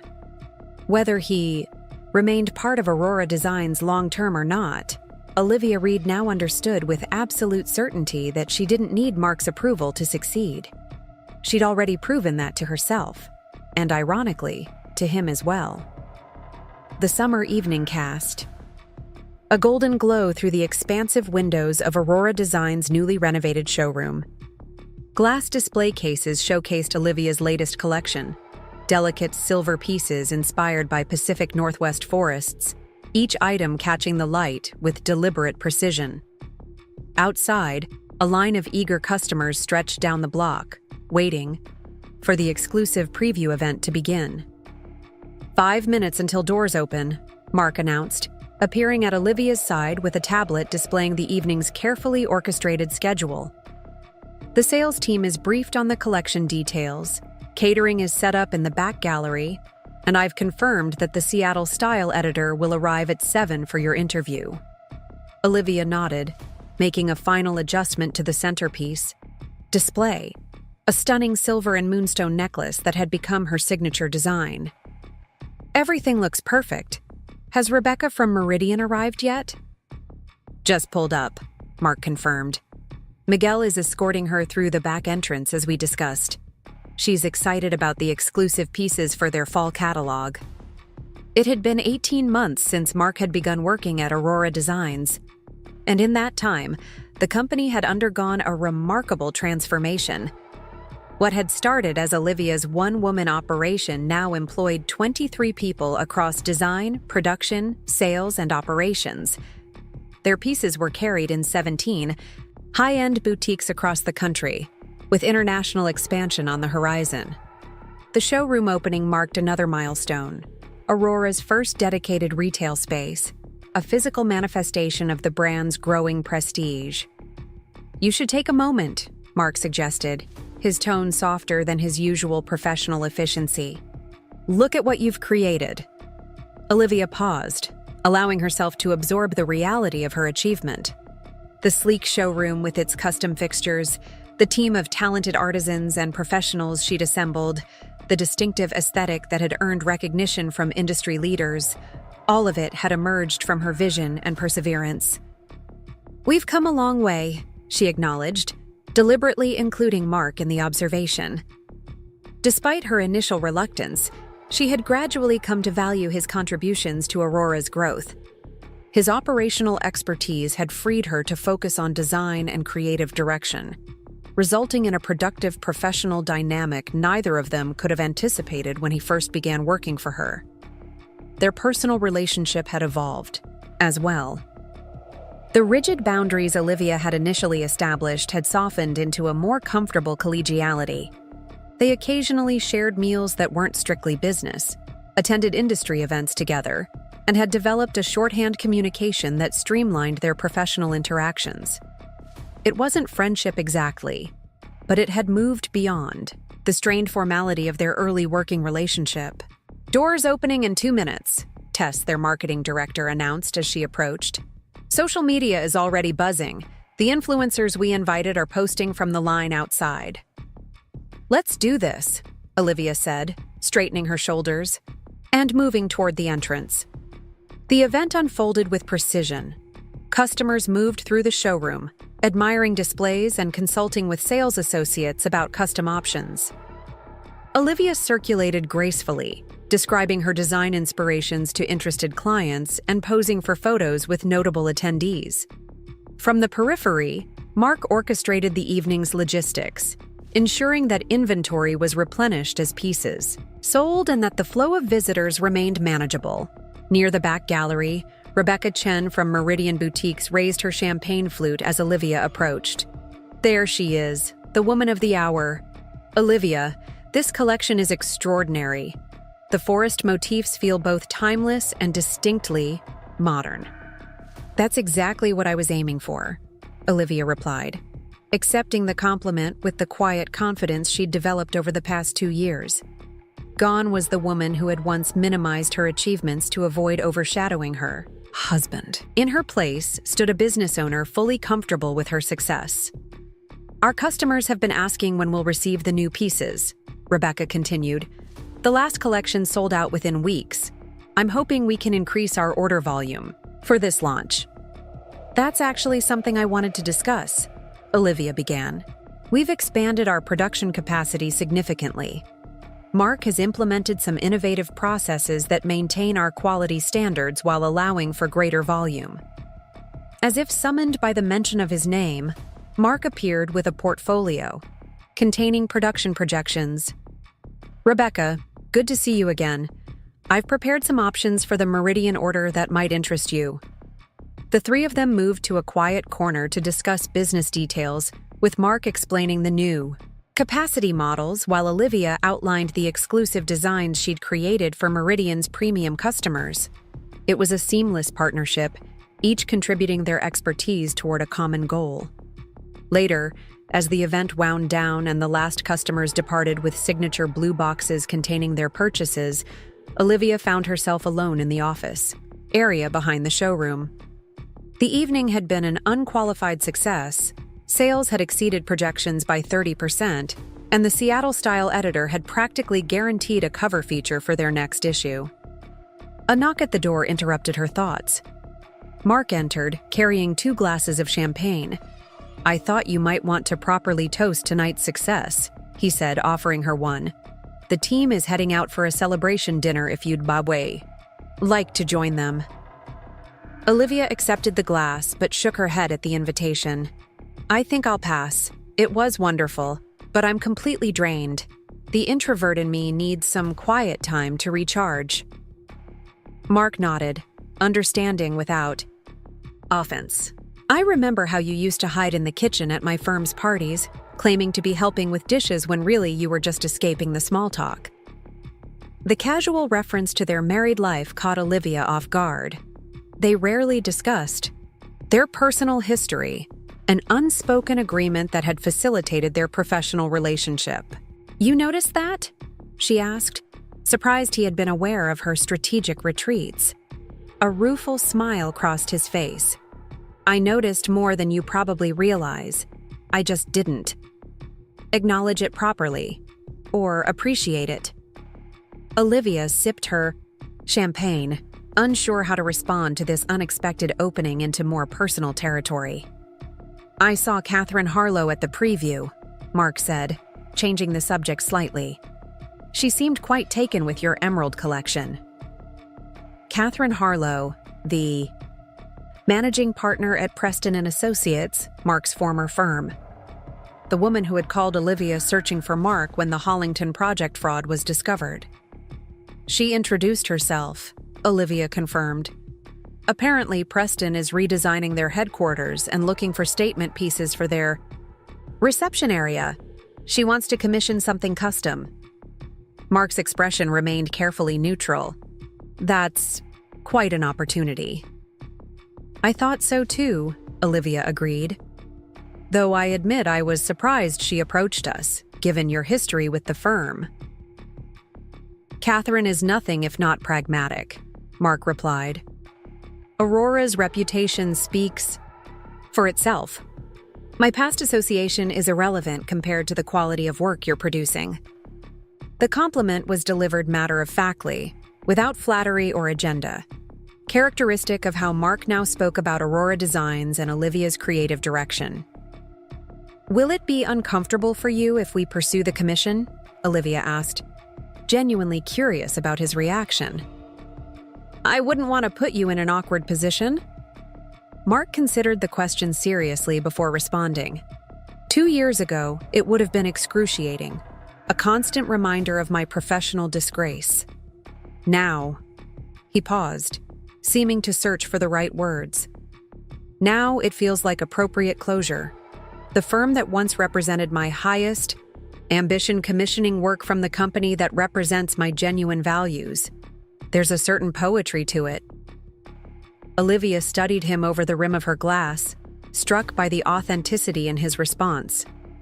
The Mark she had married had been obsessed with status and appearances, constantly positioning himself for advancement and recognition. The man standing before her now spoke of values and meaning with no trace of his former pretense. "You've changed," she observed quietly. "I've tried to," he acknowledged, Having everything you thought defined your worth stripped away forces a certain recalibration. The title, the corner office, the prestigious firm, none of it actually mattered, in the ways I thought it did. A comfortable silence settled between them, neither rushing to fill it with unnecessary words. Through the doorway, they could hear the cleaning crew beginning to restore the showroom to order, preparing for tomorrow's regular business hours. "I should head out," Olivia said finally, setting down her empty glass. "Early design meeting. Tomorrow with the new apprentices." "I've cleared your schedule until 10, Mark informed her. "Thought you might need extra time after tonight's event." The thoughtfulness of the gesture, anticipating her needs without being asked, was characteristic of their working relationship now. Mark had learned to support rather than direct, to facilitate rather than control. "Thank you," Olivia said simply. That was considerate. As they gathered their belongings and prepared to leave, Mark hesitated at the door. "I meant to tell you earlier. I received an offer last week, a consulting position with Beacon Capital." Olivia stilled, a strange tension suddenly tightening. Her chest. "I see. Are you considering it?" "They were quite persistent," Mark continued. "The compensation package is substantial, and the role would leverage my operational expertise in the jewelry industry." The phantom stock agreement Olivia had crafted included a non-compete clause, but it would be ending soon as the 3-year term approached completion. Mark would be free to pursue opportunities elsewhere if he chose. "That sounds like a significant opportunity," she managed, keeping her voice neutral despite the unexpected hollowness she felt at the prospect of Mark leaving Aurora. "When would they want you to start?" "Immediately," he replied. "But I declined the offer." Olivia looked up sharply. "You declined? Why?" Mark met her gaze directly. "Because my work at Aurora isn't finished. We're on the cusp of international expansion. The apprenticeship program is just getting established, and the custom commission segment is showing tremendous potential." He paused. "And because I've never been prouder of the work I'm doing than I am here." Relief washed through Olivia, surprising her with its intensity. She had grown accustomed to Mark's presence at Aurora, to the seamless way they worked together, to the stability his operational leadership provided. The prospect of losing that partnership, for it had become a partnership of sorts, despite her initial resistance to the term, was more unsettling than she wanted to admit. "I'm glad," she said simply. "Aurora benefits from your expertise." A slight smile crossed Mark's face. "Just Aurora?" The question hung between them, venturing into territory beyond their carefully maintained professional boundaries. For a moment, Olivia considered deflecting, retreating to the safer ground of business discussions. Instead, she found herself answering honestly.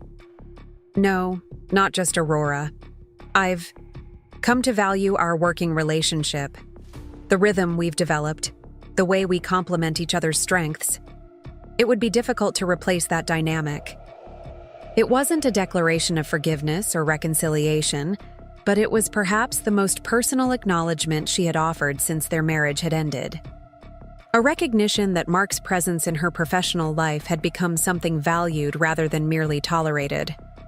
He nodded, accepting the limited opening without pushing for more. "We do make a good team." As they walked out into the mild summer evening, Olivia found herself reflecting on the strange journey that had brought them to this point. The husband who had once mocked her business now dedicated his professional skills to its success. The woman who had once diminished her ambitions to accommodate his ego now led a thriving enterprise on her own terms. Neither of them was the same person who had begun this story. Perhaps that was the most unexpected outcome of all. 1 week after the showroom opening, Olivia sat in her design studio, sketching concepts for the Preston & Associates Commission. Catherine Harlow had requested something that captured both strength and artistry, a statement piece that would set the tone for visitors entering their redesigned headquarters. The project intrigued Olivia on multiple levels. Creatively, it presented unique challenges in scale and concept. Symbolically, it represented a full-circle moment, creating art for the firm where Mark had once pursued a very different kind of success, where his betrayal with Vanessa had begun, and where his professional downfall had ultimately led him to Aurora Designs. Beside her preliminary sketches lay Catherine's requirements and preferences, meticulously organized by Mark into a comprehensive brief. As always, his support made her creative process more efficient, handling the practical details so she could focus on artistic vision. A gentle knock interrupted her thoughts. Mark entered, carrying 2 coffee cups from her favorite local roaster.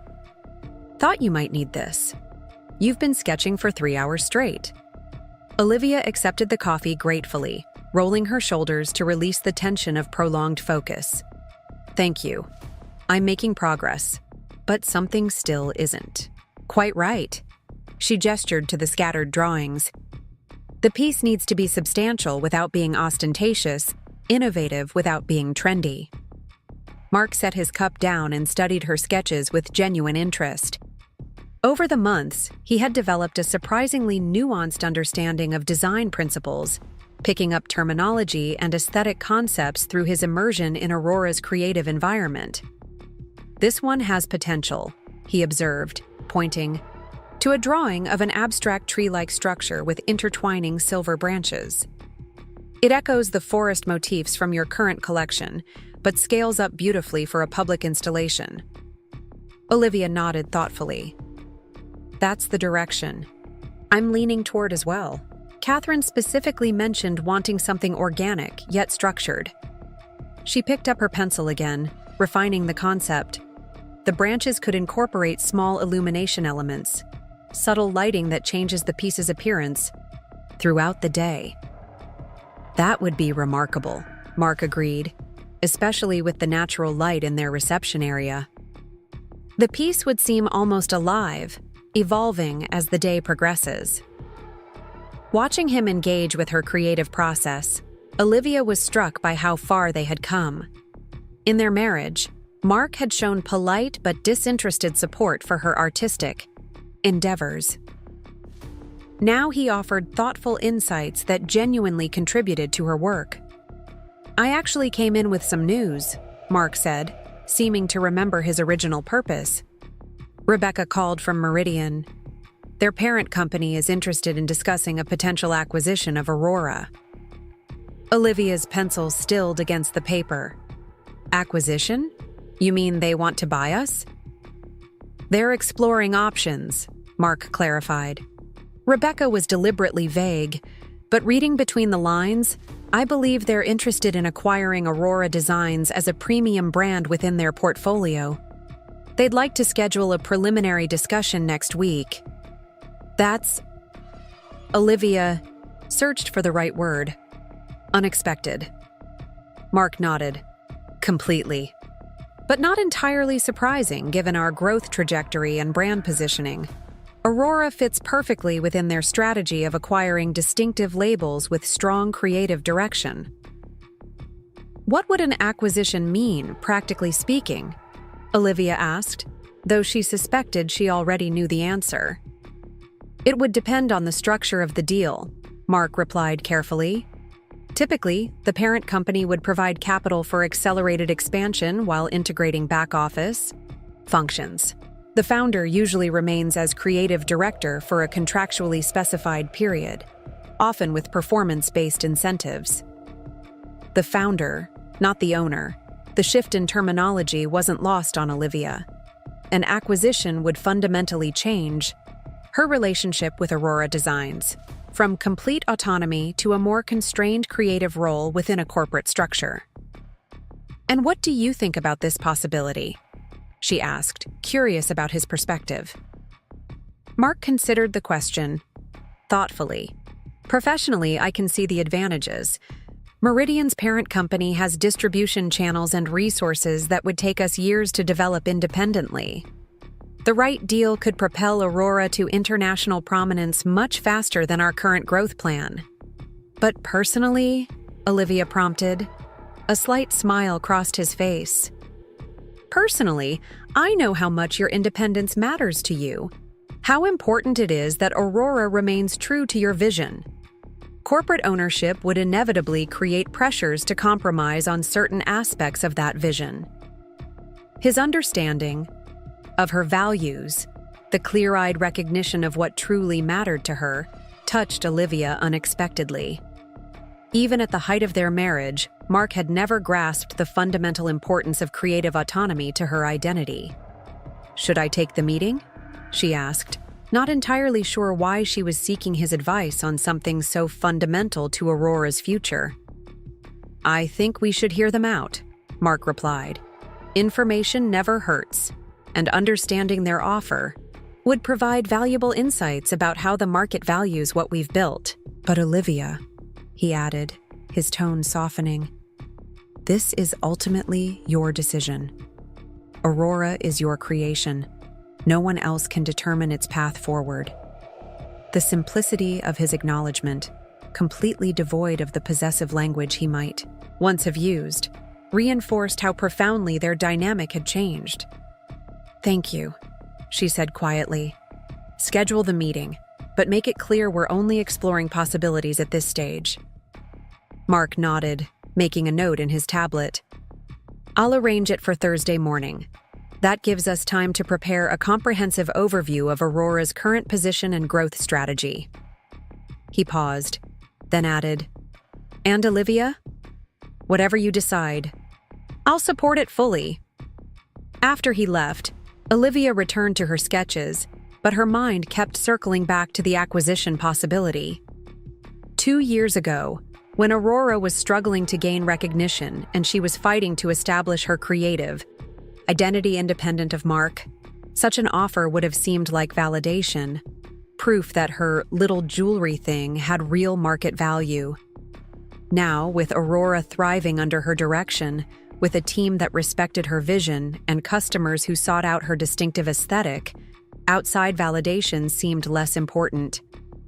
The business she had built represented something more precious than commercial success. It was the purest expression of her artistic voice, unconstrained by others' expectations or demands. And yet, the practical benefits of acquisition couldn't be dismissed. The resources of a larger corporation could accelerate Aurora's growth, bring her designs to a wider audience, provide security for the team she'd assembled, including Mark. The thought surfaced unexpectedly. What would acquisition mean for him?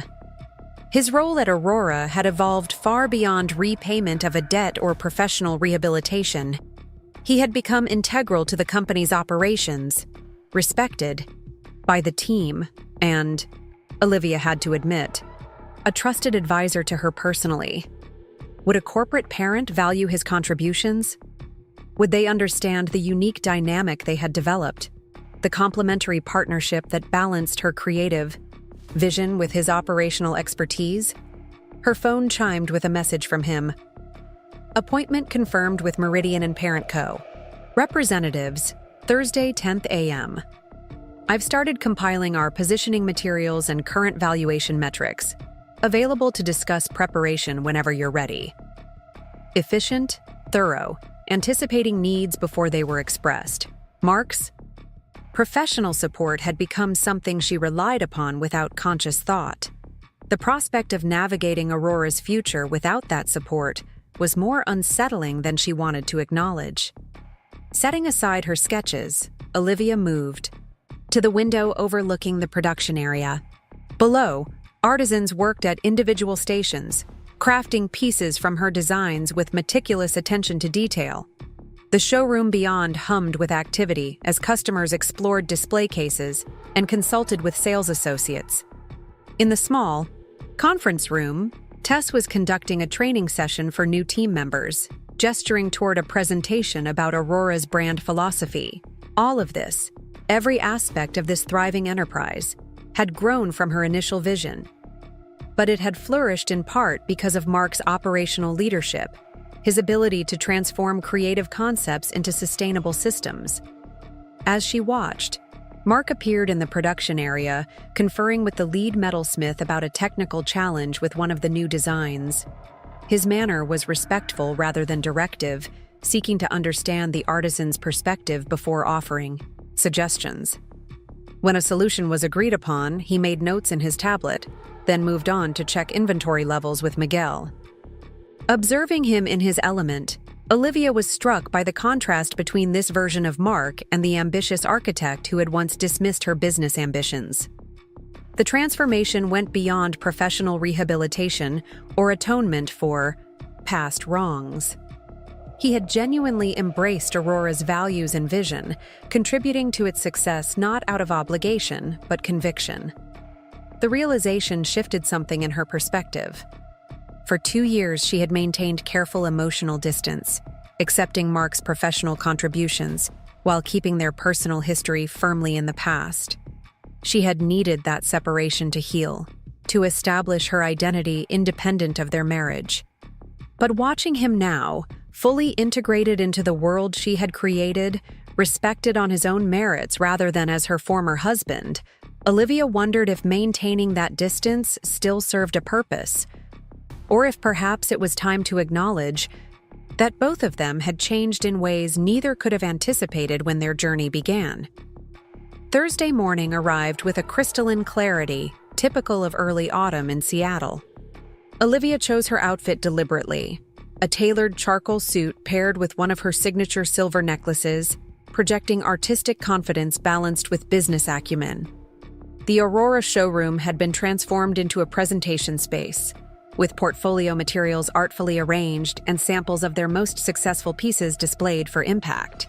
Mark waited near the entrance, reviewing final details on his tablet.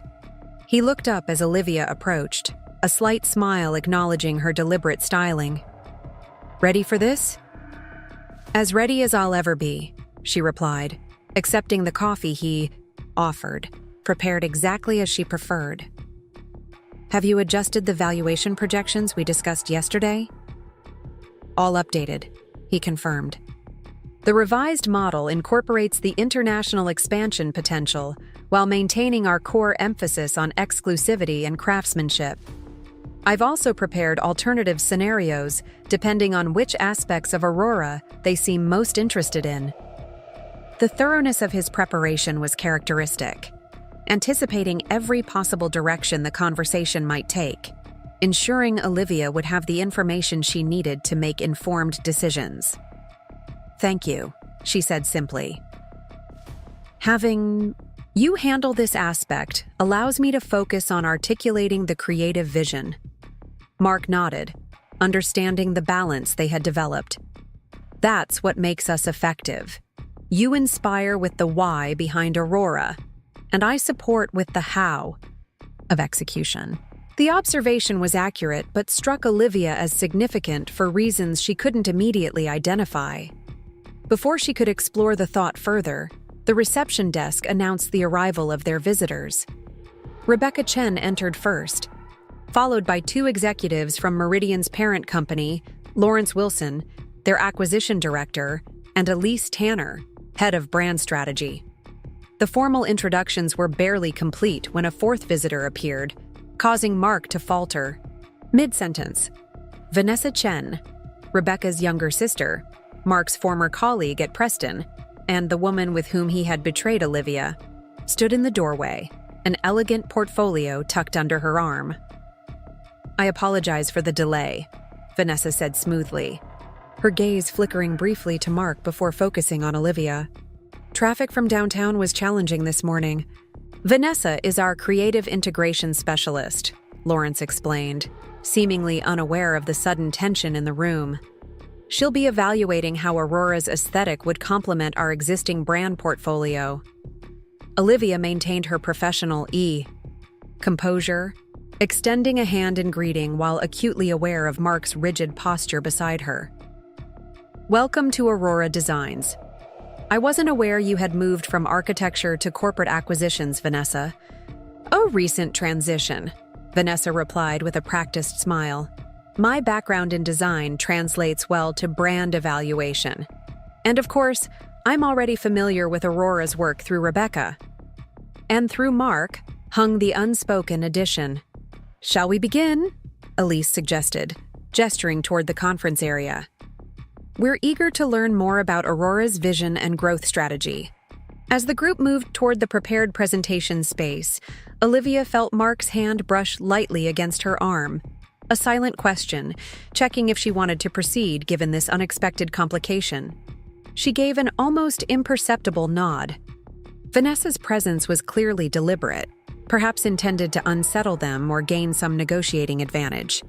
But Olivia had not built Aurora Designs by allowing personal discomfort to derail professional opportunities. The presentation began, with Olivia outlining Aurora's design philosophy and creative direction. She spoke with passion about the connection between natural elements and modern aesthetics, the balance of innovation and timeless appeal, the commitment to ethical sourcing and production practices. Mark followed with a comprehensive overview of Aurora's business metrics, revenue growth, market positioning, production capacity, and strategic expansion plans. His delivery was flawless, presenting the operational strength behind Olivia's creative vision without overshadowing its centrality to Aurora's identity. Throughout both presentations, Vanessa watched with calculated interest, occasionally making notes in her portfolio but offering no comments or questions. When they concluded, Lawrence leaned forward with evident enthusiasm. Impressive by any standard. Aurora has achieved remarkable growth while maintaining creative integrity, precisely the combination we look for in potential acquisitions. We envision Aurora as the cornerstone of our premium artisan collection, Elise added. Your aesthetic would remain distinct, but with access to our global distribution channels and marketing resources. And what exactly would acquisition mean for Aurora's operational autonomy? Olivia asked directly. Lawrence exchanged glances with Elise before responding. We typically maintain the founder as creative director with significant artistic freedom. Day-to-day operations would gradually integrate with our corporate systems for efficiency and scalability. And the existing team? Mark inquired, his voice betraying no emotion despite the circumstances. Production artisans would remain dedicated to Aurora, Elise assured them. Administrative functions would likely consolidate with our existing structure. Leadership positions would be evaluated individually for fit within the larger organization. The implication was clear. Olivia might retain her role as creative director, but Mark's position would likely be absorbed into the corporate hierarchy, if he remained at all. Perhaps I can address the creative considerations, Vanessa interjected smoothly. Olivia, your distinctive aesthetic is Aurora's most valuable asset. Our acquisition would preserve that while providing resources for more ambitious artistic exploration. Imagine your designs translated into complementary home decor, accessories, even collaborative collections with our other premium brands. The vision she painted was seductive in its creative potential. Aurora's aesthetic expanded beyond jewelry into a comprehensive lifestyle brand, reaching audiences Olivia had only dreamed of influencing. That sounds intriguing, Olivia acknowledged, cautiously, but I'm curious about the practical implementation. How would design approval processes work? What metrics would determine successful creative direction? The question revealed her core concern. Would corporate ownership inevitably compromise her artistic integrity in pursuit of commercial objectives? We utilize a collaborative approval process, Vanessa explained. Creative directors maintain primary design authority with input from brand strategy to ensure market alignment. Metrics include not just commercial performance, but critical reception and brand cohesion. The discussion continued for nearly 2 hours, exploring every aspect of the potential acquisition from financial terms to creative independence to team integration.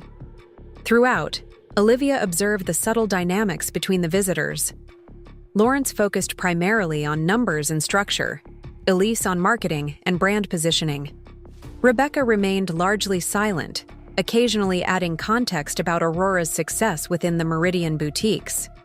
Vanessa, however, directed her comments almost exclusively to Olivia, pointedly excluding Mark from creative discussions despite his demonstrated understanding of Aurora's aesthetic principles. The strategy was transparent. Isolate Olivia from Mark's influence, appeal directly to her artistic ambitions, suggest that corporate resources could elevate her vision beyond what Aurora could achieve independently. As the meeting concluded, Lawrence presented a formal letter of intent outlining preliminary acquisition terms. "Take your time reviewing this," he advised. "We're prepared to be flexible on specific points, but the core valuation reflects our sincere belief in Aurora's potential within our portfolio." After the visitors departed, Olivia and Mark remained in the conference area, the letter of intent resting between them like a loaded question. "Their offer is substantially above market value," Mark observed finally, breaking the silence. "The earn-out structure is generous, and the creative autonomy provisions are more specific than typical acquisition agreements." "But," Olivia prompted, hearing the reservation in his tone. Mark met her gaze directly. "But accepting would fundamentally change what Aurora is and how it operates. The question isn't whether the terms are favorable, they are. It's whether Aurora's soul can survive within a corporate structure, regardless of how well-intentioned their promises of creative freedom might be." The observation cut to the heart of Olivia's misgivings. Aurora wasn't merely a business to be valued and acquired. It was the embodiment of her artistic vision, built on principles of integrity and authenticity that might not translate within a larger corporate entity. "And what about you?" she asked quietly. "Their integration model clearly implies your position would be eliminated or absorbed." Mark smiled slightly. "My situation is irrelevant to your decision, Olivia. Aurora is your creation. Its future should be determined by what best serves your vision, not by concerns about my role." The selflessness of his response, so different from the entitled demands he might once have made, struck Olivia profoundly. Even now, facing potential professional displacement, Mark prioritized Aurora's integrity and her creative autonomy above his own interests. "That's not true," she said finally. "Your contribution to Aurora isn't incidental or replaceable. The company's success reflects your operational leadership as much as my creative direction. Any decision about Aurora's future affects both of us." The acknowledgement hung between them, perhaps the most explicit recognition she had offered of their evolution from employer-employee to genuine partners in Aurora's journey. Mark studied her for a long moment before responding. "Then we should consider all possibilities before making any decision. I'll prepare a comprehensive analysis comparing independent growth projections with the acquisition scenario, focusing not just on financial outcomes, but on creative independence and team impact." Olivia nodded, grateful for his measured approach. "And I'll review their creative integration model more thoroughly. Vanessa's presence was clearly meant to appeal to my artistic ambitions while excluding you from the conversation." "You noticed that too," Mark observed with a slight smile. "She always was strategically minded." "Yes, well, her strategy overlooked something important," Olivia replied. "Aurora exists in its current form because of our combined contributions. Any decision about its future will reflect that reality." As Mark gathered the presentation materials, Olivia found herself contemplating how completely their relationship had transformed. The husband who had once dismissed her business now advocated most strongly for preserving its creative integrity. The wife who had once diminished her ambitions to support his career now acknowledged him as an essential partner in her success. Neither scenario they had imagined at the beginning of this journey had anticipated this outcome. A professional partnership built on mutual respect, forged through conflict and redemption, stronger perhaps than the marriage it had replaced. Whatever decision they made about Aurora's future, that unexpected truth would guide their path forward. "Husband mocked my online business. Now he works in my company." Autumn rain tapped against the windows of Olivia's condominium, creating a soothing backdrop as she reviewed the comprehensive analysis Mark had prepared regarding Meridian's acquisition offer. 3 weeks had passed since their initial meeting, during which Lawrence Wilson had called twice to answer any questions, and gauge their interest. Olivia had maintained polite neutrality, explaining that such a significant decision required thorough consideration. The analysis before her was characteristic of Mark's meticulous attention to detail, 27 pages examining every aspect of the proposed acquisition, alongside projections for Aurora's independent growth. Most revealing was his section, comparing creative independence under both scenarios, which identified subtle contractual language that could potentially restrict Olivia's artistic autonomy despite Meridian's verbal assurances. A soft knock interrupted her concentration. Mark stood in the doorway of her home office, 2 steaming mugs in hand. This Sunday morning strategy session had become something of a ritual over the past few weeks. Informal discussions about Aurora's future in the comfortable neutrality of her living space rather than the studio. "Thought you might need this," he said, offering her one of the mugs. "You've been reviewing those projections for hours." Olivia accepted the coffee gratefully, noting how naturally Mark moved within her personal space now. The rigid boundaries she had once maintained had gradually softened as their professional relationship evolved, allowing for these casual interactions that would have been unthinkable a year earlier. "Your analysis is impressively thorough," she observed, gesturing to the document. "Particularly the section on creative approval processes. You caught restrictions I would have missed entirely." Mark nodded, taking a seat in the armchair opposite her desk. Acquisition agreements are deliberately structured to sound more accommodating than they actually are. The key is always in the implementation clauses and defined terms. Like the distinction between creative direction and design approval, Olivia noted. One implies autonomy, the other merely input. Exactly. Under their framework, you would retain creative direction, but final design approval would rest with their brand committee. He sipped his coffee. It's subtle but significant. Olivia leaned back in her chair, contemplating the implications.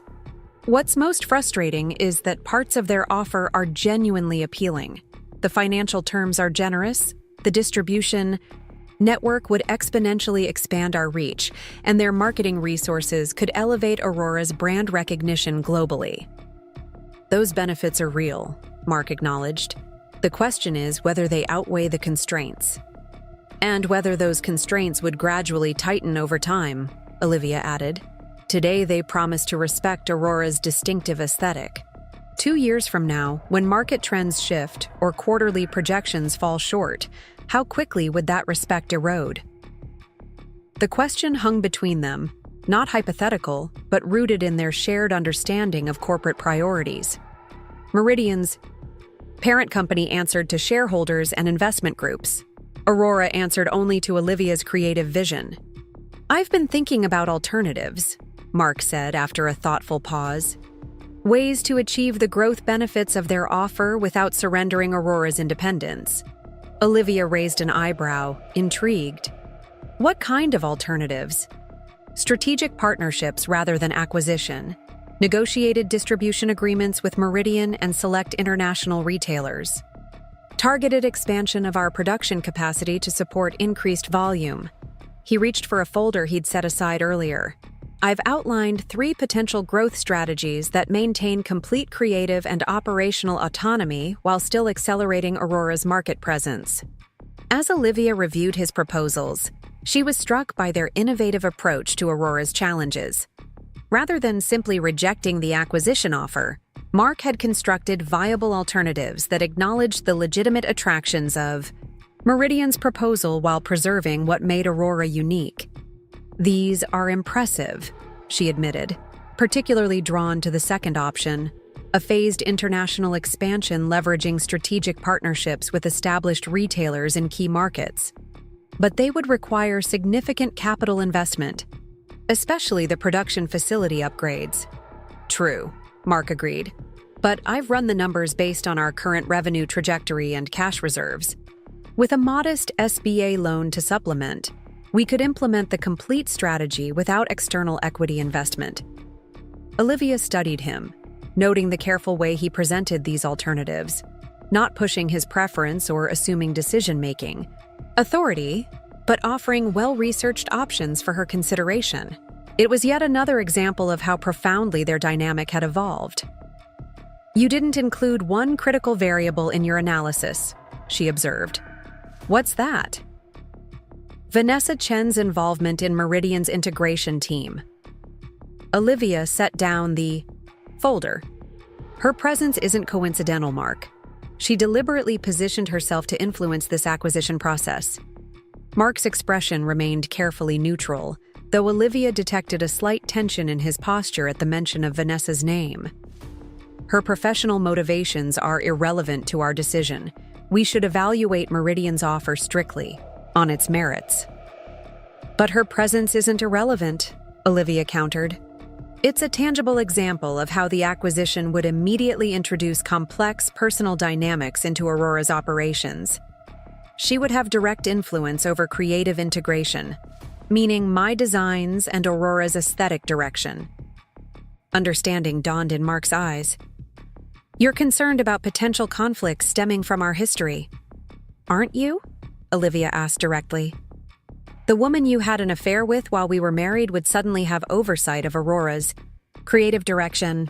That's not a complication we can simply ignore." Mark was quiet for a moment, considering her words carefully. "You're right," he finally acknowledged. "I've been avoiding that aspect of the discussion because it feels inappropriately personal when evaluating a business decision.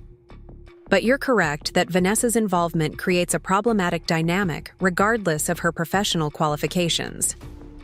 The honesty of his response, acknowledging both the legitimate concern and his reluctance to center their past in Aurora's business decisions, reflected the mature partnership they had developed. "I don't say this to dredge up old wounds," Olivia clarified, "but to acknowledge a practical reality that would affect Aurora's operations under Meridian's ownership." "Understood," Mark said with a nod. "And it's a valid consideration, particularly given her strategic positioning within their creative integration team."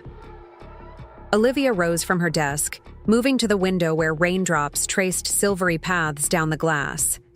Below, Pike Place Market buzzed with Sunday morning activity, colorful umbrellas bobbing between vendor stalls despite the drizzle.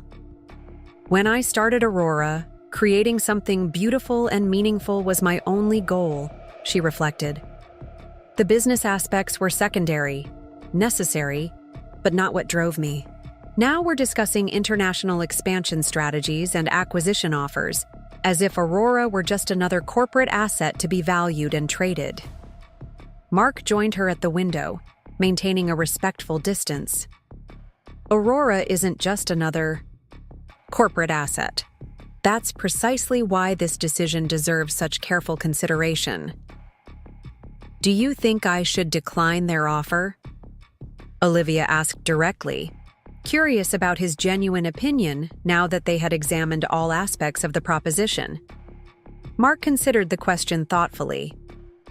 "I think Aurora's unique value lies in its independence, the direct connection between your creative vision and what customers experience. Corporate ownership would inevitably dilute that connection, regardless of how carefully the agreement is structured." He paused. "But ultimately, this isn't about what I think. It's about what you want Aurora to become." "What we want it to become," Olivia corrected gently. "Your contribution to Aurora's identity is too significant to dismiss."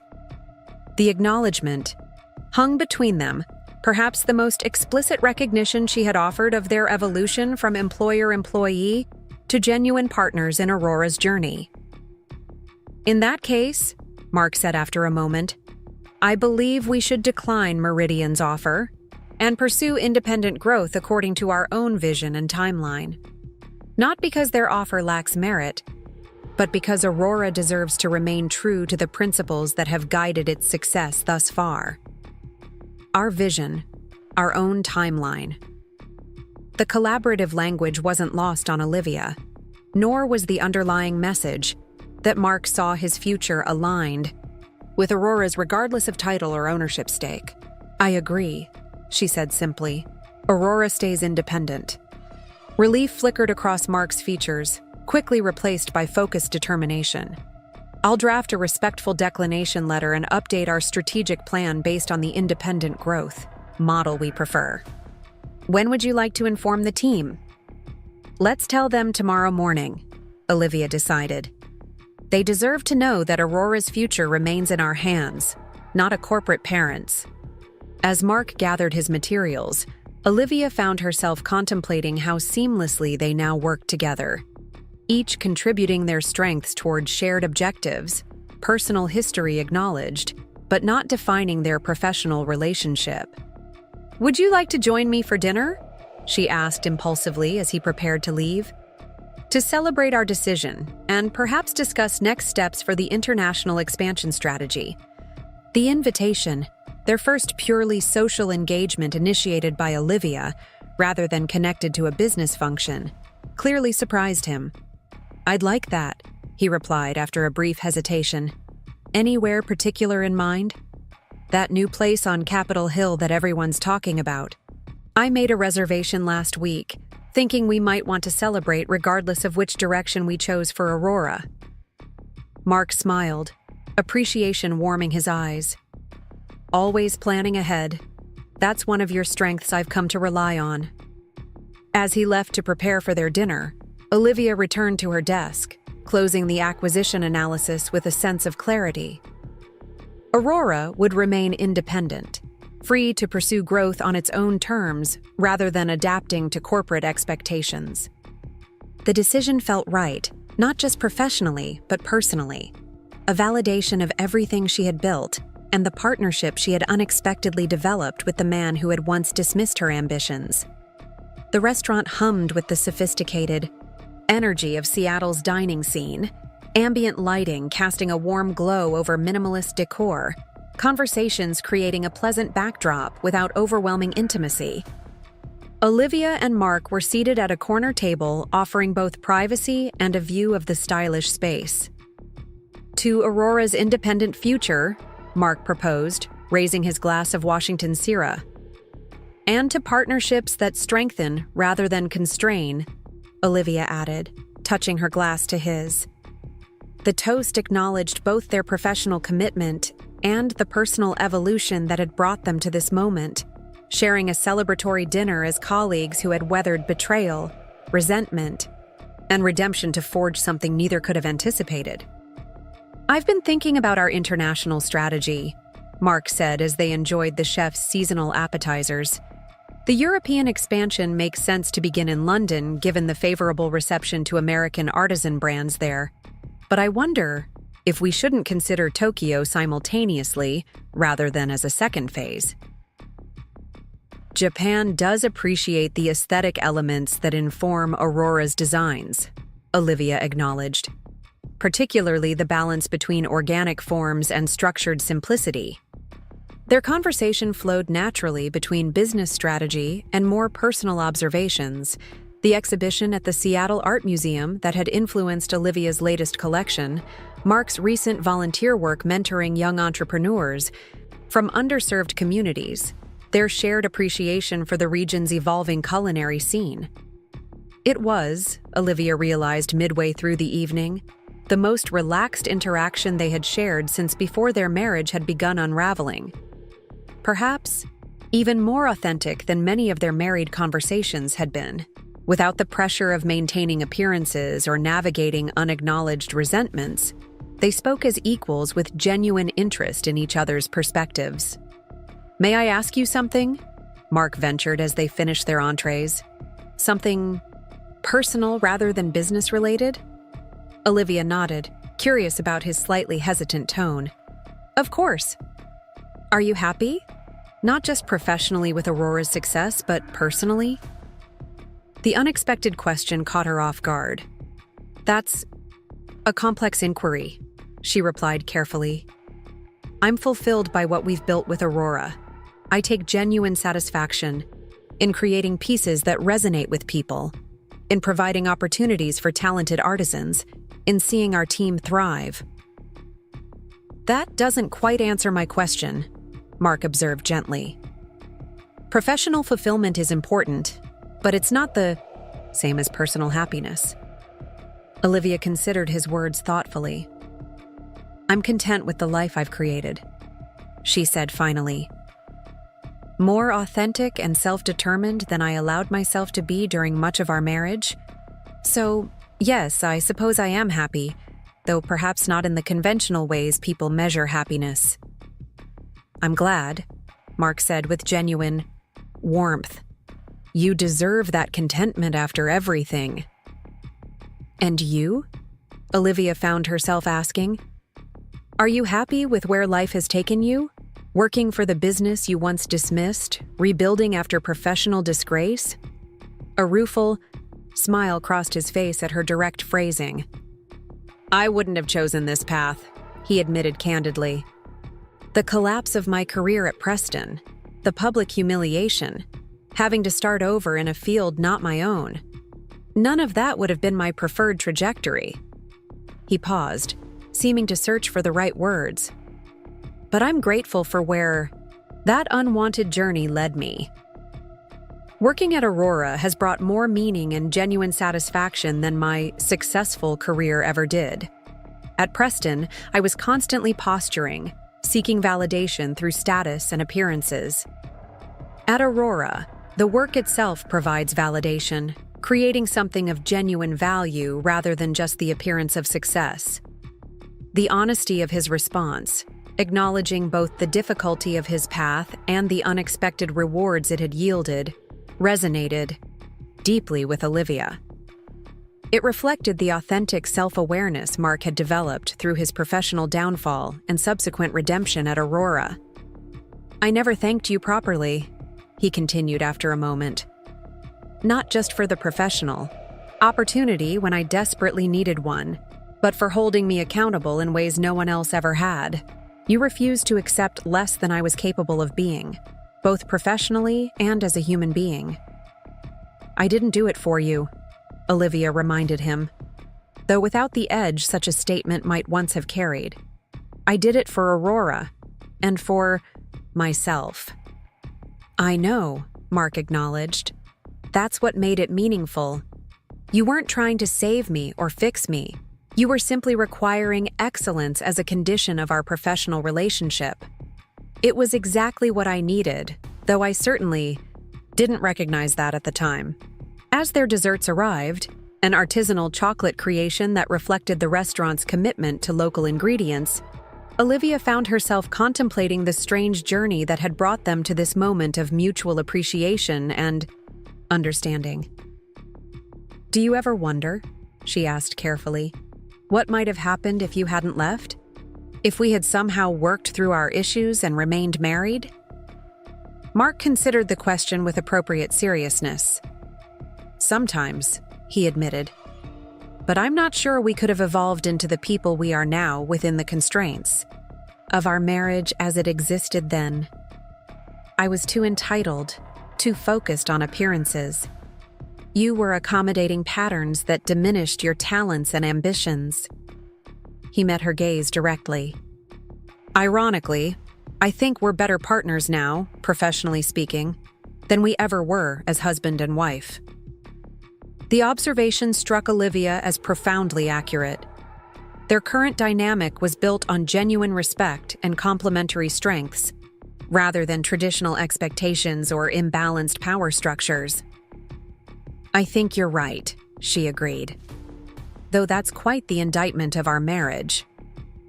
Or perhaps just an acknowledgement that people can relate to each other in different ways at different points in their lives, Mark suggested. The Mark and Olivia who married weren't the same people sitting at this table now. We've both changed in fundamental ways. As they finished their meal and stepped out into the cool evening air, a comfortable silence settled between them, the kind that develops only after people have moved beyond performance or pretense to genuine understanding. Thank you for dinner, Mark said as they prepared to part ways at the restaurant entrance. Not just for the meal, but for the conversation, for being willing to engage on a personal level despite our complicated history. Olivia found herself smiling. It was surprisingly enjoyable. Perhaps we should do it again sometime, as friends rather than just business associates. The offer hung between them, a potential opening to a relationship beyond their professional partnership, not a rekindling of romance, but something new and undefined. "I'd like that," Mark replied simply. When Monday morning arrived, Olivia gathered Aurora's team in the showroom before opening hours, Mark standing quietly beside her as she shared their decision to decline Meridian's acquisition offer and pursue independent growth. Aurora was founded on a commitment to creative integrity and handcrafted excellence, she explained to the assembled staff. While Meridian's offer was generous financially, we believe Aurora's unique identity would inevitably be compromised within a corporate structure. Instead, Mark continued seamlessly, we're implementing an accelerated growth strategy that maintains our independence while expanding our market presence internationally. This approach will create new opportunities for everyone on our team while preserving the creative vision that makes Aurora special. The announcement was met with visible relief from many team members who had worried about their roles under corporate ownership. As Olivia and Mark outlined the international expansion plans and answered questions, she was struck by how naturally they complemented each other, her articulating the creative direction while he addressed operational details, neither dominating the conversation. Later that afternoon, as Olivia worked on designs for the Preston Commission in her studio, she received a text from Mark. Lawrence Wilson called, accepted our declination graciously, but mentioned they'll keep the door open for future discussions. Vanessa apparently requested a meeting with you directly. I declined on your behalf per our agreement. Olivia smiled at the update. Of course, Vanessa would attempt to circumvent Mark, appealing directly to her with promises of creative synergy and expanded artistic opportunities. The strategy might have been effective months earlier, when Olivia and Mark's professional relationship was still finding its footing. Now, it simply highlighted how little Vanessa understood the partnership they had developed. Partnership. The word surfaced in Olivia's mind with surprising comfort. Despite her initial resistance to any term suggesting shared authority over Aurora, she had come to recognize that what she and Mark had built professionally was indeed a partnership in the truest sense, each contributing their distinct strengths toward common goals, neither diminishing the other's value or autonomy. 6 months after declining Meridian's offer, Aurora Designs opened its first international location, a combination showroom and studio in London's Covent Garden. The space reflected Olivia's creative vision perfectly, from the custom lighting that showcased each piece to the visible workshop where customers could observe artisans crafting Aurora's distinctive designs. The contractor implemented your specifications flawlessly, Mark observed as they toured the completed space the evening before its official opening. The sightlines from the main showroom to the workshop create exactly the connection between process and product that you envisioned. Olivia nodded, pleased with how accurately the space translated her concept. The lighting is particularly successful. Each piece receives focused illumination without creating harsh shadows or reflections. They moved through the showroom together, making final adjustments to displays and reviewing operational protocols with the London team Mark had carefully assembled over the previous months. The expansion had been executed with remarkable precision, on schedule and under budget despite the complications of international regulations and supply chain logistics. We should celebrate, Olivia suggested as they completed their final inspection. Our first international location launched exactly as planned. That deserves acknowledgement. I've made reservations at Rules, Mark replied with a smile. Thought you might appreciate London's oldest restaurant for such a significant milestone. The thoughtfulness of his selection, choosing a venue that combined historical significance with contemporary relevance, much like Aurora itself, was characteristic of how attuned Mark had become to Olivia's preferences and values. Over dinner in the restaurant's elegantly traditional dining room, they discussed Aurora's continued evolution. The Paris location scheduled to open the following year. the apprenticeship program now developing its second cohort of metalworkers, the limited edition collection Olivia was creating for the Museum of Modern Art's design store. "Sometimes I can hardly believe how far we've come," Olivia admitted, sipping her wine as she contemplated Aurora's journey. "From my makeshift workbench in our apartment to international expansion in just a few years." "It's remarkable," Mark agreed, "though perhaps not surprising given the clarity of your vision and the distinctive quality of your designs. Aurora succeeds because it offers something genuine in a market saturated with mass-produced convenience." "Our vision," Olivia corrected, gently. "Aurora's success reflects your contributions as much as mine at this point." Mark acknowledged the amendment with a slight nod, though Olivia detected a hint of something unresolved in his expression. "What is it?" she asked directly. Their relationship had evolved to a point where such straightforward questions felt natural rather than intrusive. Mark hesitated before responding. "I've been thinking about my role at Aurora," he said finally. "About the balance we've established and whether it continues to serve the company's best interests." A sudden tension tightened Olivia's chest. "Are you considering leaving?" The possibility hadn't occurred to her until this moment, that Mark might view Aurora as a chapter in his professional rehabilitation rather than a permanent commitment. "Not leaving," he clarified quickly, "but perhaps evolving my role as Aurora continues to expand. The operational systems we've established are functioning smoothly, the team is strong, and our growth strategy is well-defined. It might be time for me to step back from day-to-day management to focus on specific strategic initiatives." Olivia studied him, trying to understand the underlying motivation for this proposed shift. "Is this about professional fulfillment? Do you feel constrained in your current position?" "Not constrained," Mark replied thoughtfully, "but perhaps too central in ways that might eventually limit Aurora's development. The company would benefit from diversified leadership as it grows, bringing in perspectives beyond just yours and mine."